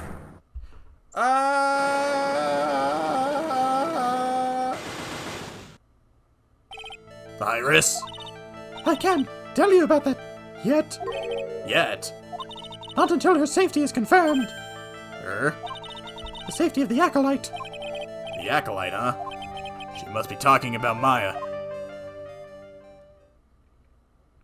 Lady, you were on trial. Iris, look me in the eyes and tell me the truth. Did you kill Elise Dukesnum? No matter who or what may come, I can never take a life. except I'm some other people. As I thought, no psycho locks. Very well. Have they been psycho locks this whole time, or I could have sworn they were psyche locks. I think he calls them psycho locks. It is my job to get to the truth. You'll discover this for yourself soon enough. February 9th, 11:36 a.m. District Court, courtroom number 7. Oh boy, here we go. Court will now reconvene. Miss Von Karma, where's the witness? During the break, a man was detained for suspicious behavior in the gallery. Suspicious behavior? He was sketching something very intensely. Dare I ask what the witness was sketching when he was detained? It was her. He drew a terrifying woman, armed with a demonic face and a vicious whip. Yep. Alright, well, we're already seeing it. I can only presume that his intention was to— Ah! Anyways, it's time to drag this pathetic excuse for an artist before the court. Loris Dukesnum, I hope you're ready to get in here. It would seem that the whip is going to see plenty more use today. Dude, Larry's gonna like it. Oh, God. Ouch! Your sketch is in contempt of this court. Hey, I was just an artistically rendered. Ouch!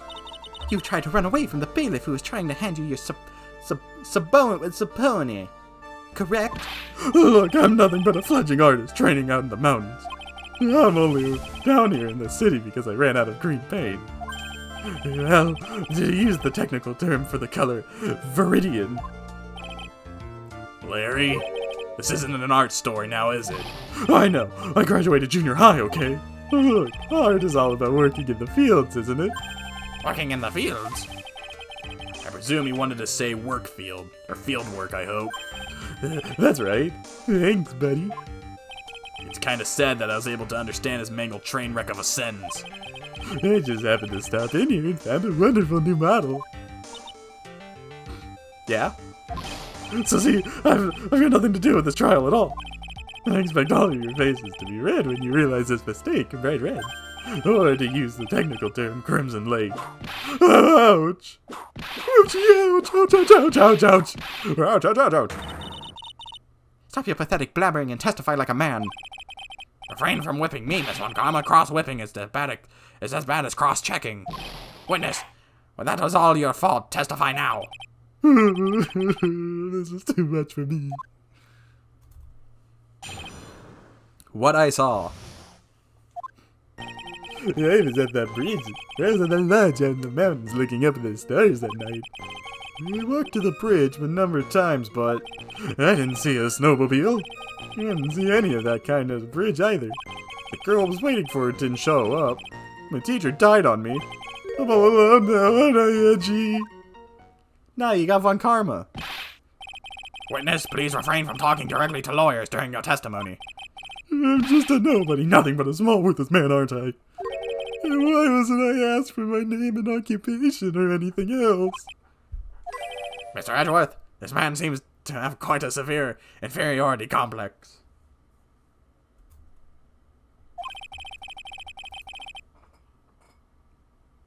You ever just, like, see stuff move in the corner of your eye, and then it's not real? He's recently been the cause of numerous incidents. I think he's finally realized for himself just how much of a nuisance he has been to other people. Yeah, that's right. I'm behind everything, every case. Watch out, okay? Just touching me will make you internally unhappy. Well then, let us proceed with the cross-examination with no touching, thank you. We can delve into other details at a later time.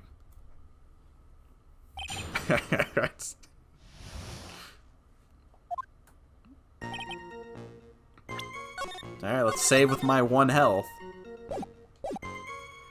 Hold it!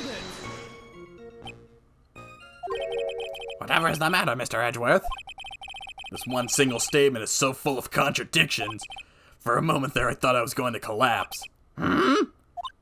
So, witness, any idea as to where those contradictions in your testimony lie? Depending on your answer, I may stay my whip. Okay, give me a minute.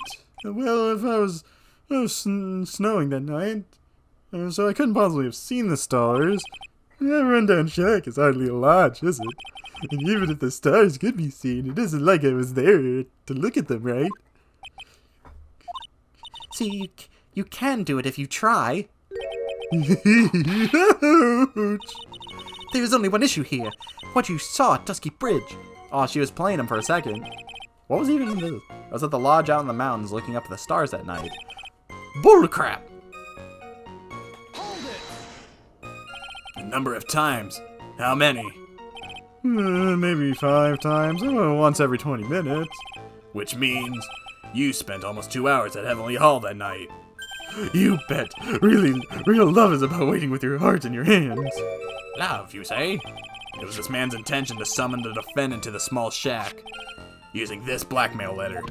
Blackmail? No, that was simply a product of overflowing. You huffy-puffy loser-goosey excuse for a whimpering, whining wuss of a witness. So what did you see? I hope for your sake you saw a snowmobile. You huffy-puffy, loosey-goosey excuse for a whimpering, whining wuss of a witness, eh? Well, you see... Being called those names doesn't seem to bother him at all, because he must know they're true. I didn't see a snowmobile. Larry, you really didn't see it. Oh, hey! No need to hit your desk, I can hear you. I didn't see it. I didn't see a snowmobile. Larry, say snowmobile for me, please. Snowmobile? Snowmobile? If you truly have nothing to hide, then why are you stammering like you just flew over a cuckoo's nest? Shut up! Oh, what is this? I don't know nothing. Don't ask me. It seems that'll need to start from a more obvious contradiction. I'm going to strike the blow that will finally get him to spill the beans. Hold it! You didn't meet anyone. That's right, because I've got nothing to do with this. You might just here to buy some Viridian paint. Okay? Come on, I expect these crimson flake faces now. It would appear that simply pressing him isn't going to be enough, Mr. Edgeworth. Indeed. It seems like he's going to claim to have nothing to do with this to the end. I don't want this guy to cost us any more time. I need to slice through this obvious contradiction and keep things moving along. Wee wee, wee wee. So he was at the lodge in the mountains looking up at the stars. Well, that's a lie, it was snowing. I walked to the bridge a number of times, but I didn't see a snowmobile. I didn't see anyone under the bridge that night either. I need to slice through this obvious contradiction. Oh, yeah. But when he says he didn't see anybody, he did see somebody. He saw Phoenix, because he was there at the burning bridge. So by that, he did see somebody. But I don't know if that's what they're going for. I didn't see a snowmobile. The invisible Podmobile! What if I just present him the snowmobile and he's just like, yeah, I was riding that. That was me.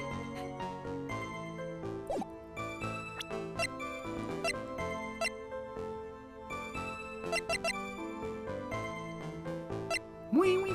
Larry, what if I show you this picture of this woman? Will you speak then? Oh wait, he gave this to us. He already has copies of this one. What if I give you some pictures of Von Karma? Will you talk then? walked to the bridge a number of times, but I didn't see a snowmobile. I kind of want to take the gamble on presenting Phoenix here. Because that's the only thing my brain can, like, think of right this second. Because, like, his testimony doesn't really offer much of anything. I was at that lodge out in the mountains, looking up at the stars. That night, I walked to the bridge.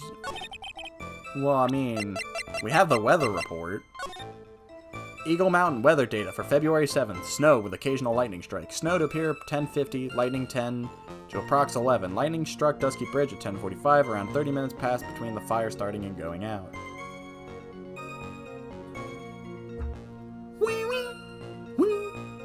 So I guess I could present that. That and Phoenix are my two things right now.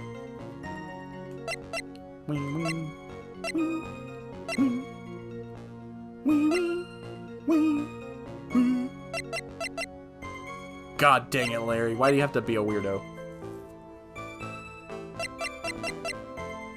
I was at the lodge in the mountains looking up at the stars. I'm gonna present the weather report. That wasn't it. Oh, time to load. Actually, hold on. Let's see what Edgeworth does when he loses.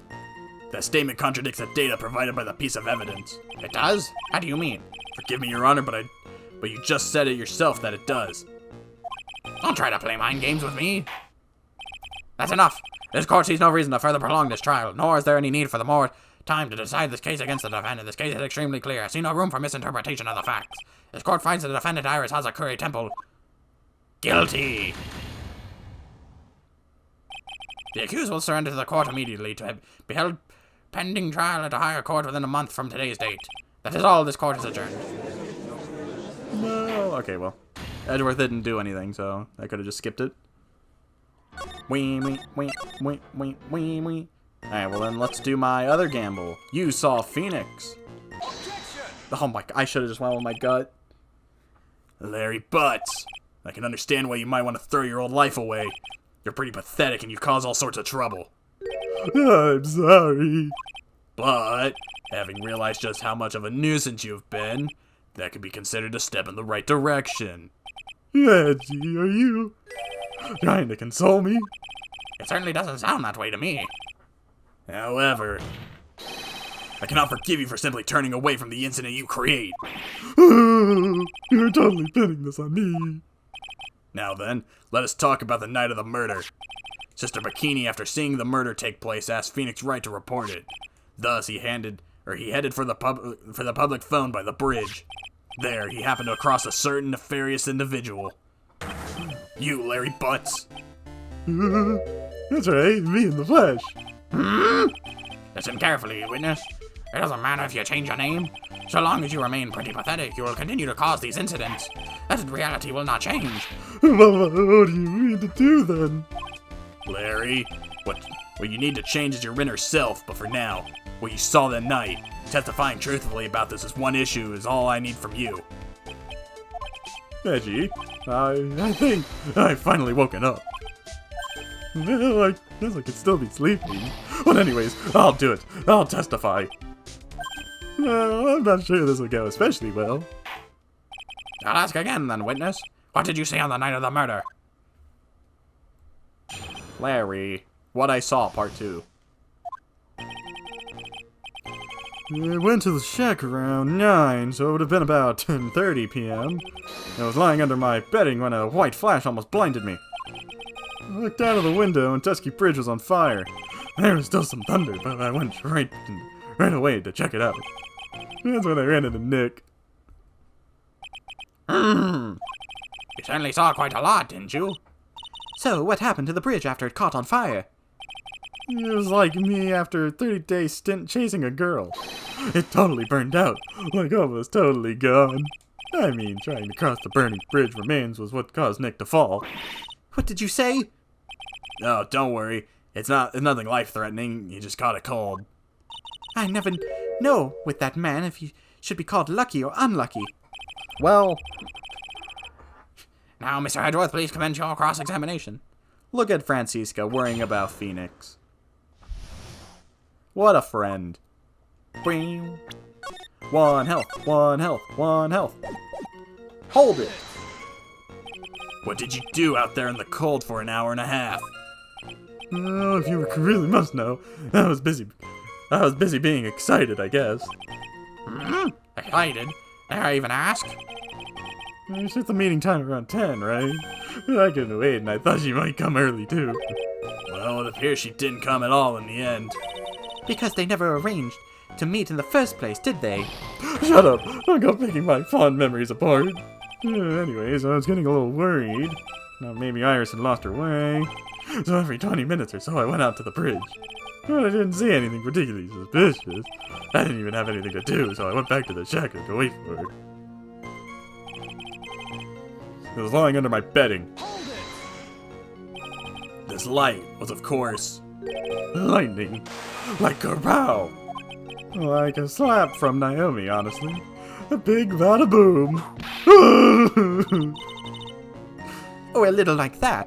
That's more like a punch from Miranda.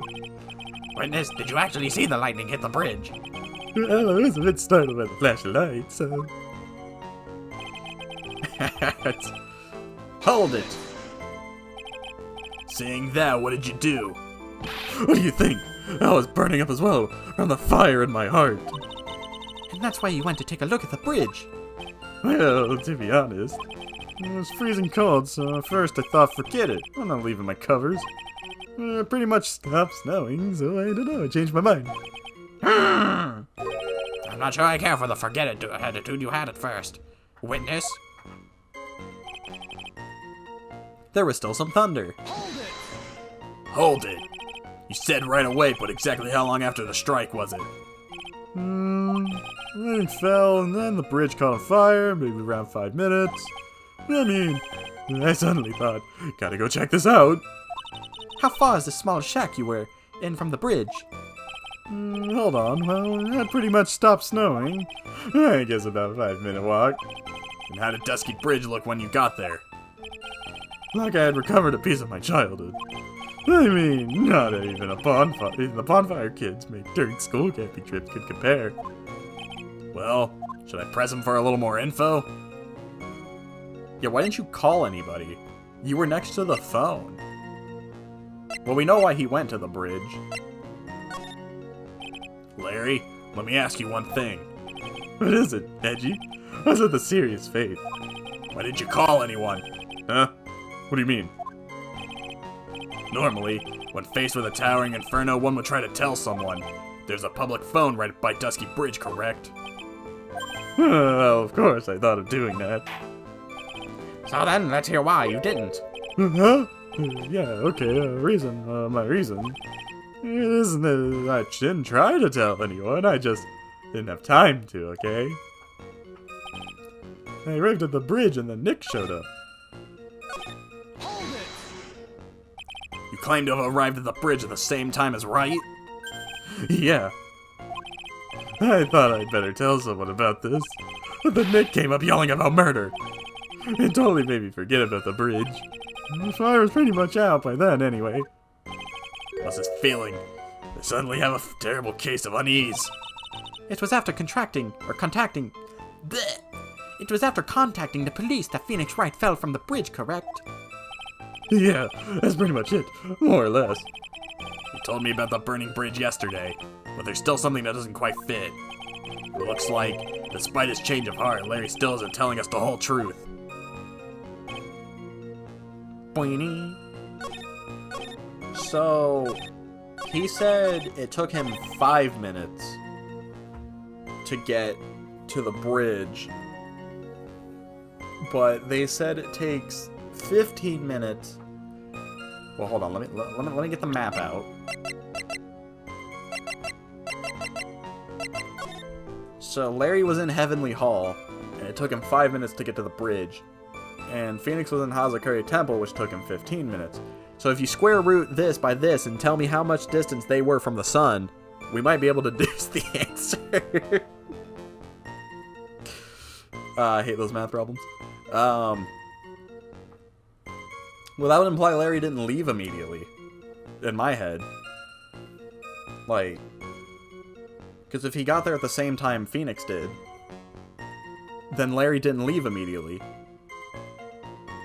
Because he should have been there 5 minutes earlier. Or 10 minutes earlier. I went to the shack around 9, so it would have been about 10:30. I was lying under my beddings when a white flash almost blinded me. I looked out the window and Dusky Bridge was on fire. There was still some thunder, but I went right away to check it out. See, he says he went right away. I arrived at the bridge and Nick showed up less than a minute later. Which would imply he didn't go right away. Wee wee. Wee. Wee. So... that would mean I would have to present... well, I'd assume the map would come in handy here.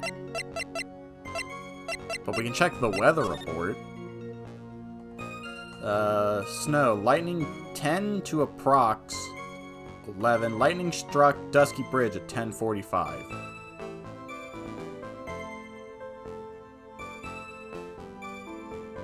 So 10:45. What was the time he gave at the beginning? So it would have been around about 10:30. What did you do out there in the cold for an hour and a half? Blah, blah, blah, blah. Excited. Okay, so they're not gonna elaborate on this. Oh wait, they said something about 20 minutes. We're going back. Wait, what's happening now? Oh wait, no, they moved on to the next thing. Okay, I'm stupid. I'm getting a little fast. Hold it! What did you do? Well, I was out there getting excited. Excited. Is it? I set the meeting time for around 10 p.m., but I couldn't wait and I thought she might come early. Well, it appears she didn't come at all. Because I didn't have it arranged. Shut up. I was getting a little worried. I thought maybe Iris had lost her way, so Every 20 minutes or so, I went out to the bridge. But I didn't see anything particularly suspicious. So, if you take that into account, every 20 minutes, even if the bridge was on fire, he wouldn't have... Yeah, it just comes down to the fact he didn't leave immediately.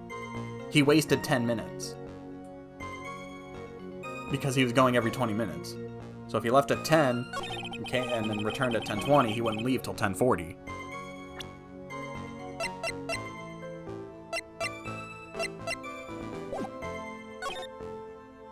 I'm so strung up on this time, but it's like, I just need to find the evidence to put it in. I think it's the map.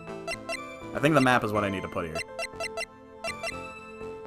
There's still some thunder. I arrived at the bridge, and Nick showed up less than a minute later.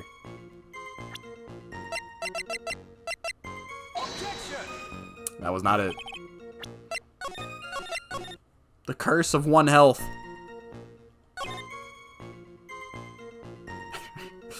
God dang it, Larry.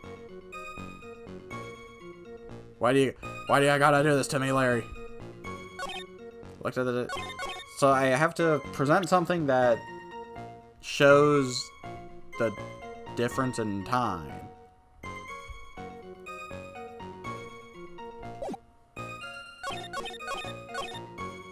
I went back to the shack. I was lying under my bedding. Looked out the window.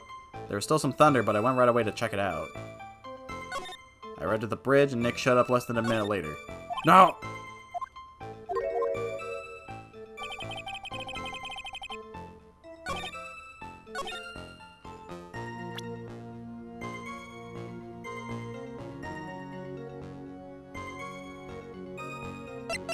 Trying to think. So, the only thing that really gives times is the weather. The weather report is the only thing that gives time. Lightning struck Dusky Bridge at 10:45. Which, if we go by the 20-minute thing, he would be leaving the bridge for his second trip. Or whatever.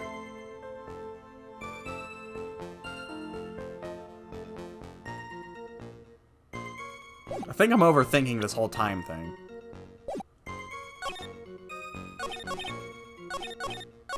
But if I put that where he talks about weather, maybe something will stick? I could be wrong, though. No! Why did they gotta do that to me? I didn't want to look at that. We're still in this trial. I arrived at the bridge, and Nick showed up. Let's just take the gamble, I guess, on the weather report on weather. Objection! Your very existence being a contradiction. I'm not sure if you can grasp this or not. What the hey, Edgy? You make me sound like some sort of alien. But your testimony is conclusively contradictory. The problem here is time. Well, I was right on time being an issue. I've never been the best timekeeper, you know. 30 minutes after Billy leaves on foot, you follow him on your bicycle. I like to... This is the math problems I hate. I remember hating. If so-and-so was doing this, and you're this and this, well, how long did it take for you to get there, to there, and this and that? How long does it take me to catch up with him? I'm terrible at those. I was terrible at those, too. This is much more simple. You saw the lightning strike Dusky Bridge, and immediately went to see what happened. Is this correct? Yeah, well, I wasted about 5 minutes first, but more or less. Well, you just contradicted yourself. I have the weather data from the night of the murder here. According to this, the lightning fell at 10:45. You say it takes less than 5 minutes from the shack to Dusky Bridge, meaning you probably got there at around 11 p.m. That all sounds about right, I guess. And then Nick showed up and did his falling act. That wasn't an act, you moron. That is impossible. What do you mean? 11 p.m. is when the murder occurred in Hazakura Temple. Thus, Wright was still there in the courtyard. There is no way that Larry could have encountered him at Dusky Bridge at the time. Excuse me, I have an objection. You do? Edgy, how many times do I have to say this? I'm not Larry, I'm Lawrence. It has been proven that the murder occurred at 11 p.m. The sister only said around 11, in which case it could have been earlier than that. Watch your footing there, Miss Franziska von Karma. The slope ahead is slippery. For there is still no way that Wright could have been at Dusky Bridge at 11 p.m. And why not? It is clearly written here in the weather data report. It took around 30 minutes for the bridge to burn out. Therefore, the bridge must have been burning until at least 11:15. Which means, what exactly? Wright did not see the bridge while it was being consumed by the flames at night. In fact, he did not arrive on the scene until after the flames had died down. Larry, you arrived at the bridge at 11 p.m., but Wright did not make it there until at least 11:15. I suggest you stop hiding things and just tell us the whole truth now. What happened during these 15 minutes? I feel like I just got brutally woken up by a toilet splashback. What? I guess I'm still sleeping after all. Pinch me.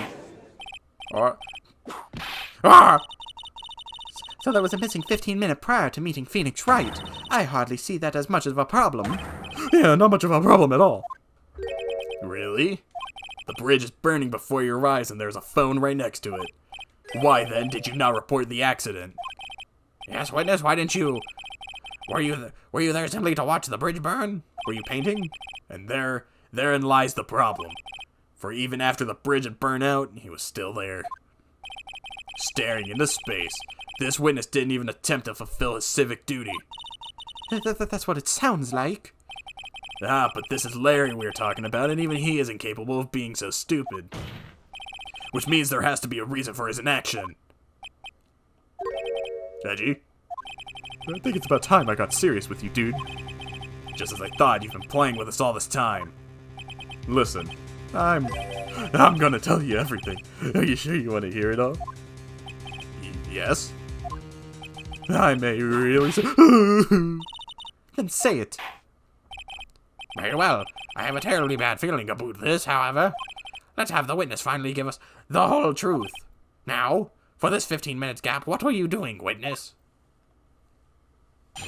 Sup, I'm Larry. The missing 15 minutes. I'm Dunix, or Dukesnum. I'm an artist. What do you think I was doing? Sketching. In front of the bridge, I was whipped into a frenzy of art. The shock and awe that I was feeling, I transferred it all directly onto the page. Before I realized it, the flames had gone out, and then he came running up.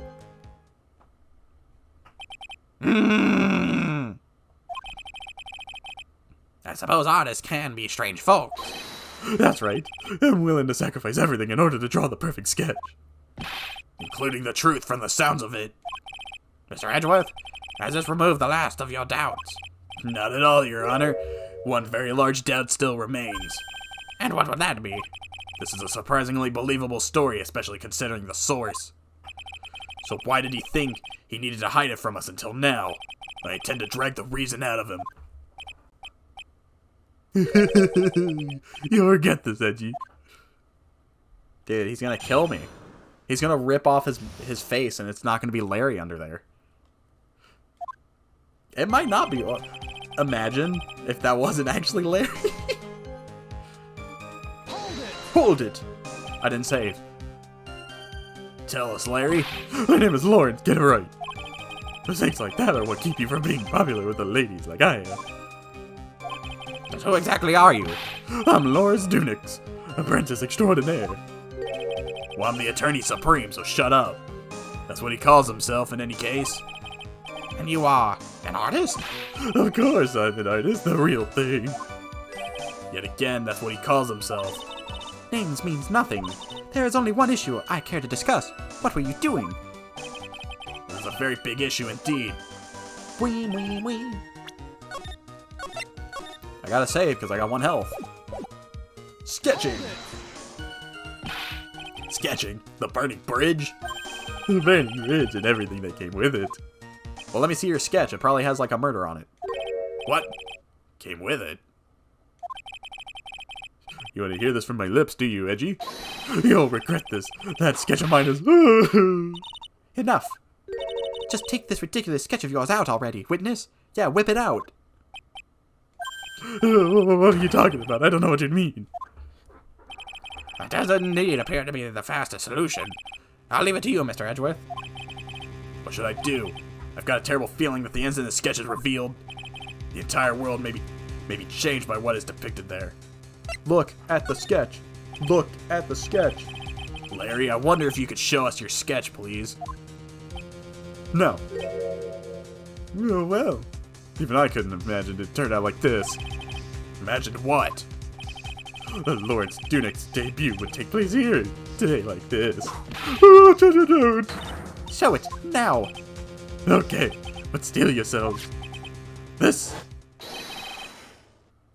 There's a person in that. This is the world of Lawrence Dunix. Bro came out of kindergarten with this one. Well. So this is Dusky Bridge, correct?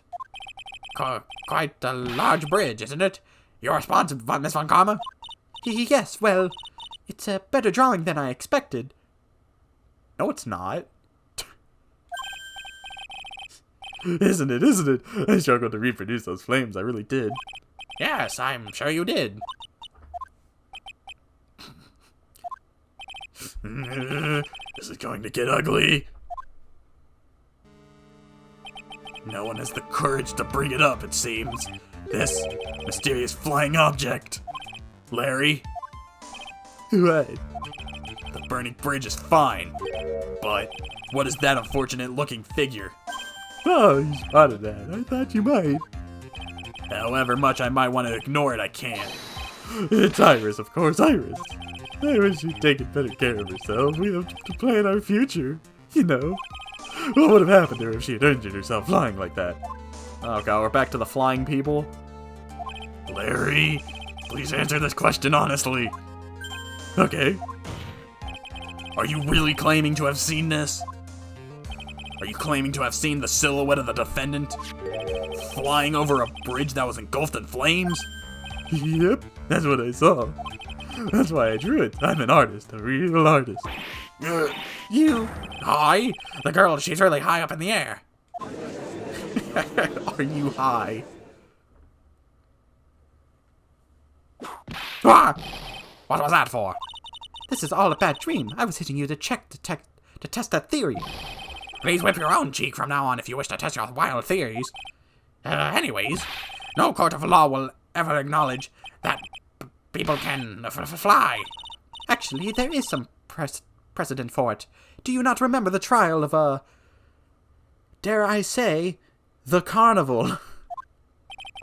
She was flying pretty high, my sweet Iris. She was about 30 feet above the bridge. At least it was really something to see. It has to be some mistake. Mr. Edgeworth, please bring the witness back down to earth. What? Me? This witness is your friend, is he not? Accessory to foolishness, Miles Edgeworth. Let us get back to the cross-examination, by force if necessary. Mr. Edgeworth, I expect you to expose the obvious contradiction here. Yes, Your Honor. Looks like I've got another reason to remember this moron. What do you think of my debut piece? Get that thing away from me. Horrible sketch of what he saw that night of the crime.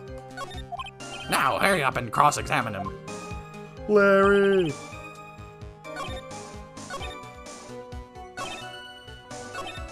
Hold it! Just where did you see the sight from? Hey, no need to shout! What I saw was lying in bed, that rundown shack. The crack of the lightning bolt made me realize that the bridge was burning. I just watched it for a while, then from there, thinking how nicely it was burning. Fire! Fire! Fire! After about 5 minutes, I saw it. The defendant flying? That's right. That's when I decided to skip the dialogue. I see. That all makes sense. Aside from the sketch itself. Yes, this sketch doesn't make any sense. I just need to convince the artist that his work is ludicrous. Wee, wee, wee, wee. It was a ghost. It was the ghost of your mom's past. You transferred everything directly onto the page, and that is the sketch here. Yep, sensational, isn't it? Or should that be scandalous? It put my mind at ease, anyways. It did. That's right. The reason she didn't come to me, even though I waited for her, was because she was trapped on the other side of the bridge. Yeah, I guess I gotta give him credit on the fire. I can't draw fire like that.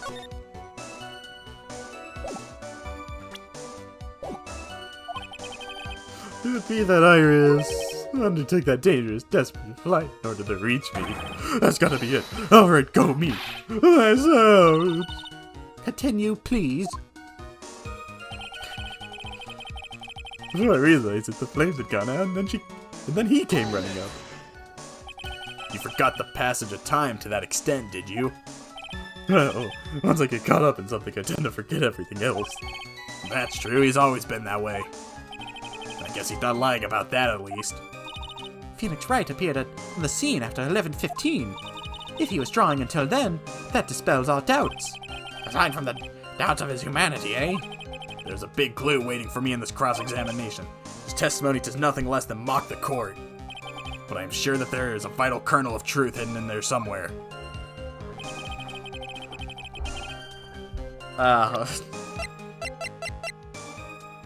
Well, if you look at his picture, it's drawn from the side. You know what's funny is I can actually see this being worth like millions of dollars. You get that one schmuck who's like, oh, but the meaning behind the picture, like the flames and what is the meaning behind the girl? Yeah, I'll buy it for $1 billion.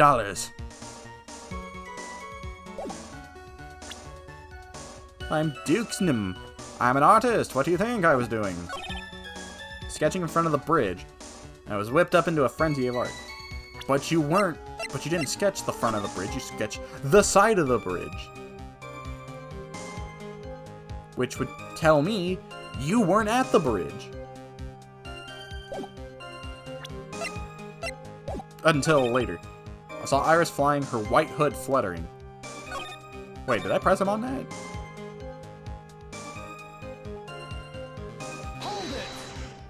What'd they say here? Just where did you see the sight from? I don't need to show. When I was lying in bed in that rundown shack, the crack of lightning well made me realize that the bridge was burning. I just watched it for a while from there, thinking how nicely it was burning, then after about 5 minutes, I saw it. The defendant flying? That's right. That's when I decided to go to the bridge. I see, that all makes sense. Aside from the sketch. This sketch doesn't make any sense, I just need to convince the artist that his work is ludicrous. Oh, well, you see, I'm just a master of the arts, you know. Nothing a little old, you know, perspective can't change.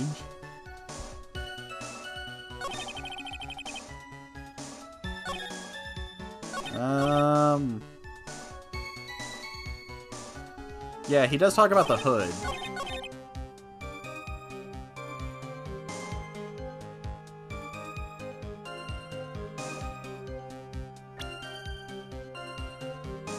I'm gonna present the hood.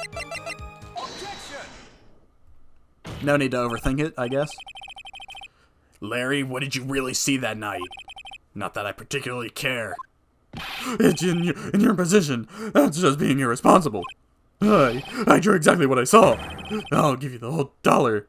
I'll give you a whole dollar if that is the truth. If that is the case, then there's one thing that we can say for certain is that I just won $1. What might that be? The person who flew over the bridge could not have been the defendant Iris. What? What do you mean? I don't understand.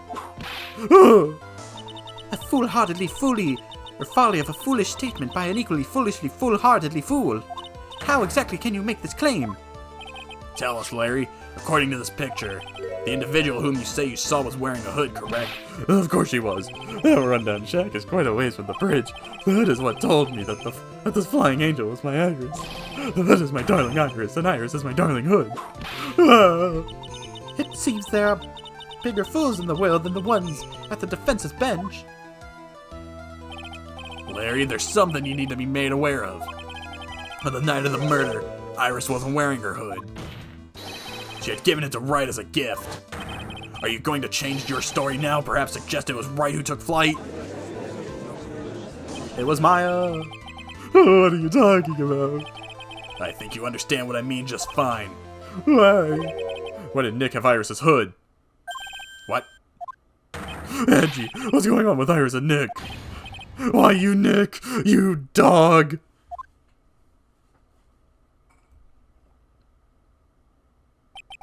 I do believe that this unbelievably mysterious sketch is destined to disappear, discredited and discarded straight into the garbage.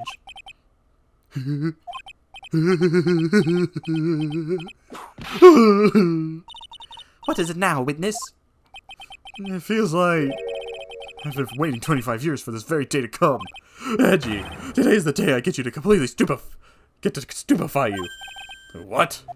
What is the meaning of your outburst, witness? I hate to do this, but I have some definitive evidence. Definitive. Evidence? Iris did indeed come flying over the burning bridge, and I, Lawrence Dukesman, shall prove it. I didn't expect to ask this again, but we shall be needing your testimony once again. Don't let him cook. Tell us everything you saw concerning the defendant, as depicted in this sketch, and show us your evidence that this nightmare was actually reality. Okay, I hope you're ready, Edgy, because I'm gonna feed you a whopping serving of pain. You've been serving us a whopping serving of pain this whole time, trust me. Proof that Iris flew. Oh, God. She flew, I promise. When I reached Dusky Bridge, she was already gone. I was so worried I frantically searched all over for her. That's what led me to finding a beautiful crystal sphere half buried in the snow. Well, that's new. I'm sure that Iris was simply wearing a spare hood. After all, no one else could have lost a crystal sphere that night. A crystal sphere? This one, pretty, isn't it? What finders keepers. Bro's holding evidence. That sphere, where did you find it? Let me see, around here somewhere, look about right. And it was half buried in the snow. It pretty much stopped snowing by then. There was still some falling as I walked to the bridge. The court accepts this crystal sphere. Hey, that's mine, okay? I want it back afterwards. There's something on it. Oh my, it's blood! What? Blood? Found half covered in snow near Dusky Bridge the night of the crime. Has blood on it. You ready, Edgy? By tomorrow morning you'll be calling me Master Larry. Yeah, I like the sound of that. No one's gonna push me around anymore.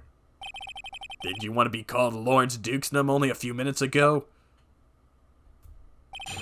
Proof that Iris flew.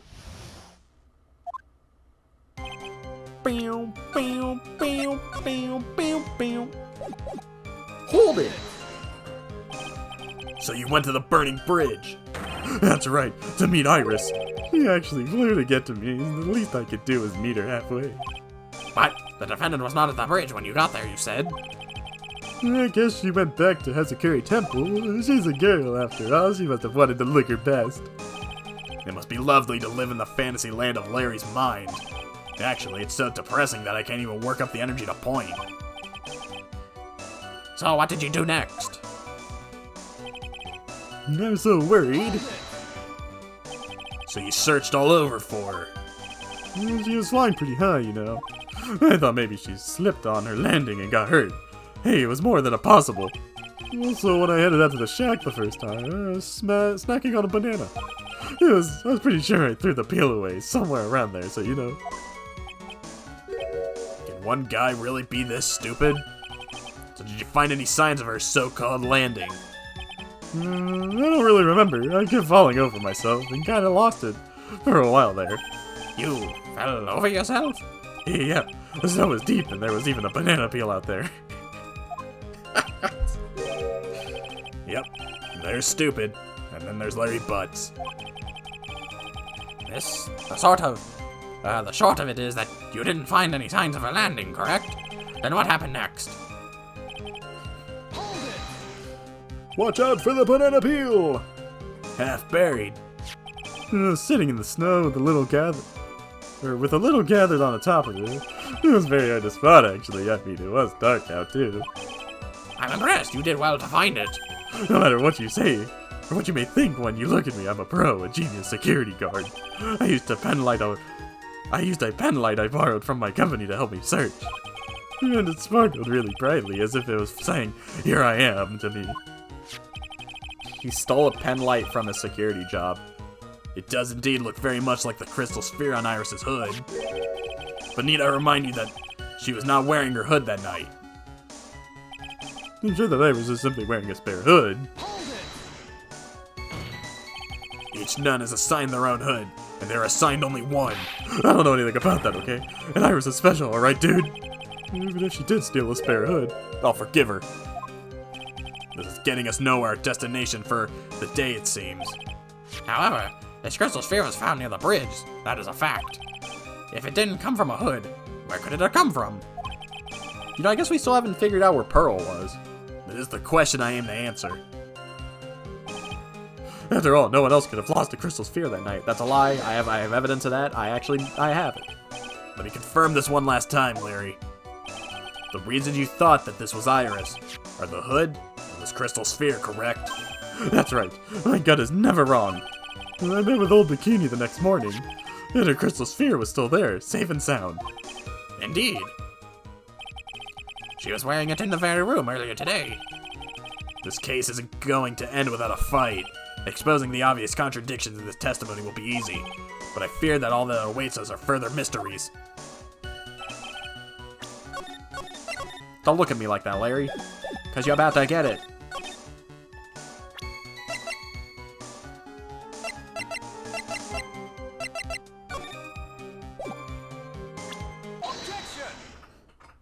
I was going to present the staff, and I remembered I had a picture. Larry, that night there was someone who lost his crystal sphere. There was? Who was this stupid idiot? Miss Elise Dukesnum, the mentor to this stupid idiot. The victim? I have a photo of her here. And on the end of her staff, you can see a familiar-looking crystal sphere. Hey, that's my photograph. Give it back. Ouch! A crystal sphere looks like that is quite easy to find. I have one just like it on my brooch. They look nothing alike. In any case, please take a look at this. This is the victim's staff found in the scene of the crime. Ah! The crystal sphere is gone! What? What?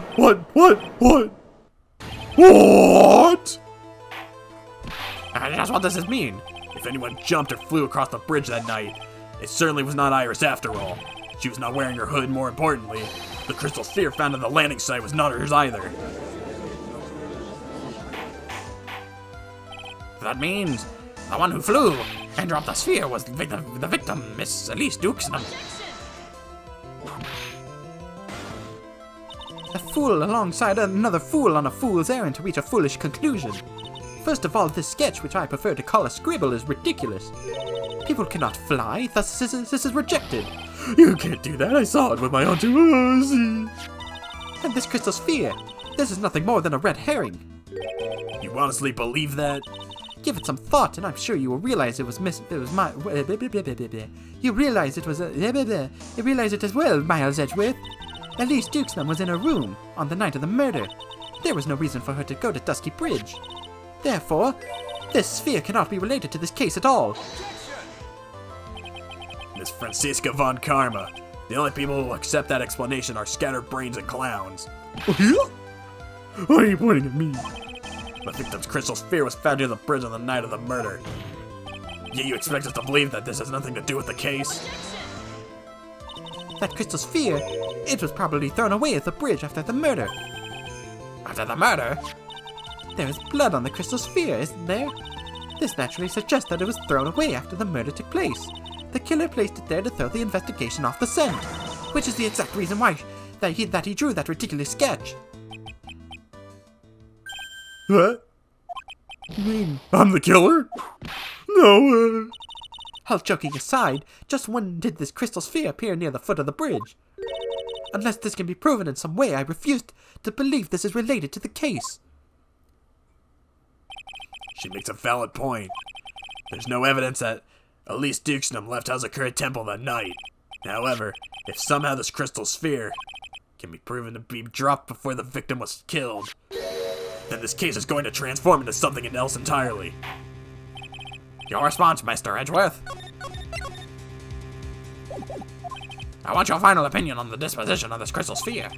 If it is not related to the case, then this witness who you called will have been nothing more than a momentous waste of time. What? Prepare yourself for very appropriate punishment, Miles Edgeworth. And on top of that, prepare for trouble and make it double. Can I prove it? Can I prove that the crystal sphere was dropped before the murder took place?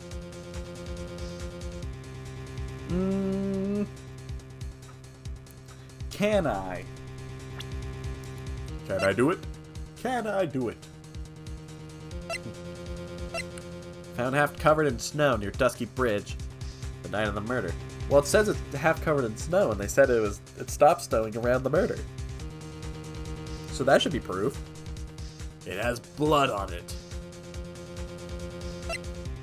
Horrible sketch. Taking the knife from the main gay track photos, yada yada yada booty yada dabba dooba dabba dooba dooba. Can I prove it? He says. Well, if you take it.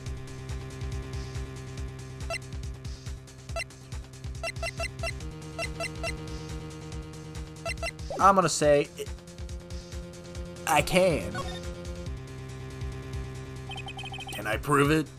That isn't the issue. To simply prove it, that's the only option. That's what he'd do. That's the way Phoenix Wright would do this. Your Honor, allow me to prove something to you. It'll prove that this crystal sphere is a vital link to solving this case. You will? That look in your eyes. You remind me of Phoenix Wright when he is in the corner. That should come as no surprise, because right now I am Phoenix Wright and I am indeed cornered. I order you to present your evidence, Mr. Edgeworth. Evidence that proves that the crystal sphere was indeed dropped before this murder. I think I'm right, though, when it says it was half buried, because they kept talking about how the snow wasn't. This crystal sphere, it was half buried in the snow, correct? That's right. If it hadn't stopped snowing, then it would have been game over. The snow would have been totally covered it. That's all I need to hear from you, Larry. Your testimony makes one thing quite clear. What? When the crystal sphere was dropped, it was snowing, even if it was ever so slightly. Snowing? On the other hand, let us look at the scene of the murder. As proven earlier today, there is no snow on the victim's body. Ah! Therefore, the crystal sphere must have been dropped before the murder. What? What? Order! On the night of the murder, the victim did indeed go to the Dusky Bridge, and there, something occurred that caused the staff's crystal sphere to come loose. What? What could have done? What the... This sphere, there's some blood on it, isn't it? Or isn't there? Allow me to raise a certain possibility at this junction. The real crime scene was near the foot of Dusky Bridge. The murder didn't take place in the Hazakura Temple courtyard. Only a fool would suggest such a foolish piece of absolute foolishness. Just who is the fool and which part is the foolish, Miss Von Karma? Have you been paying any attention this whole time, Miles Edgeworth? The sister saw everything. She saw the victim being killed by the defendant in the Hazakura Temple courtyard. That's not exactly true now, is it? To put it more precisely, what she saw was the murder weapon being removed from the victim's body. That's the same thing. No, it isn't. You said it yourself. Very little blood is actually lost at the moment of the blade's insertion. If you want to talk about it when the most blood would be lost from a body, that would be when the blade is removed. If that statement is the truth, the Dusky Bridge could very easily be the scene of the murder. The murder weapon was not removed, thus there was no bleeding. You are forgetting one vital thing, Miles Edgeworth. Elise Dukesnum's body was found in Hazakura Temple. On foot, it takes 15 minutes to travel from Dusky Bridge to Hazakura Temple. You mean to suggest someone carried the body all that way? I've made it this far. The only place to take this is to the end. I just need to prove that my version of the events are perfectly plausible. Now, if the defense is ready, the court would like to have an explanation. Please show us the method in which the victim's body was carried to Hazakura Temple. It would be the snowmobile. Because that's the only way you could do it. Because, you know, there'd be like an obvious trace. Not you. Like, if you dragged a body, it would just be like a clear, like, drag. But, you know. Take that! On that snowy night, there's one way that a body could have been moved. The snowmobile. As we know, the snowmobile was used that night. It was explained as having been used to dispose of the murder weapon, but it could also have been used to carry a body. Order! Ah! This is completely unacceptable, Miles Edgeworth. You've dug yourself into your own grave. What do you mean? The only one who could have used the snowmobile was the defendant. She's the one who moved the body. Doesn't that put the final nail in your coffin? You're too late, Franziska Von Karma. And in fact, the defense has proven something else entirely. We have shown that this case requires further investigation. What? Where was the victim Elise Dukesnum really killed? If her body was moved, whatever for? And finally, just what does this image mean? Do you even need to think about that? Such a creature could never see the truth, let alone describe it. This witness certainly sits on one of the lowest possible branches of humanity. However, he could never utter a lie that could hurt a girl with whom he is enamored. He drew this, so it is something that actually happened. The defense stands firm on this point. Reggie, thank you. That settles it, then. I cannot give a verdict under these circumstances. Right? I seem to have fulfilled my part in this. It is just as I thought. Franziska Von Karma, you make a wonderful partner. Excuse me? There was one reason, and one reason alone for me being here. To expose the darkness lurking in this case and then pass it on to Wright. Really? That's what it was really about? You could have just told me that from the very beginning. Then I wouldn't have had all... Ouch! Miles Edgeworth, I don't care about you. We're here. I don't care what you were here to do. This was my chance to finally grind you under my heel. A shame that your chance seems to have slipped you by. What a shame. Oh, see, Francie. This is all your fault. Such a terrible... I demand satisfaction. He's dead. Yeah, I kinda like that. I cannot believe that the witness's testimony relates to an actual event. However, There has to be some sort of answer to the question it raises. Have his words here today been truth or lies? Next time we gather in this courtroom, those are the matters that shall be addressed. I am counting on thorough investigations by both the defense and the prosecution. And with this, the rest is up to you, Wright. Court is now adjourned. Are we free from Edgeworth?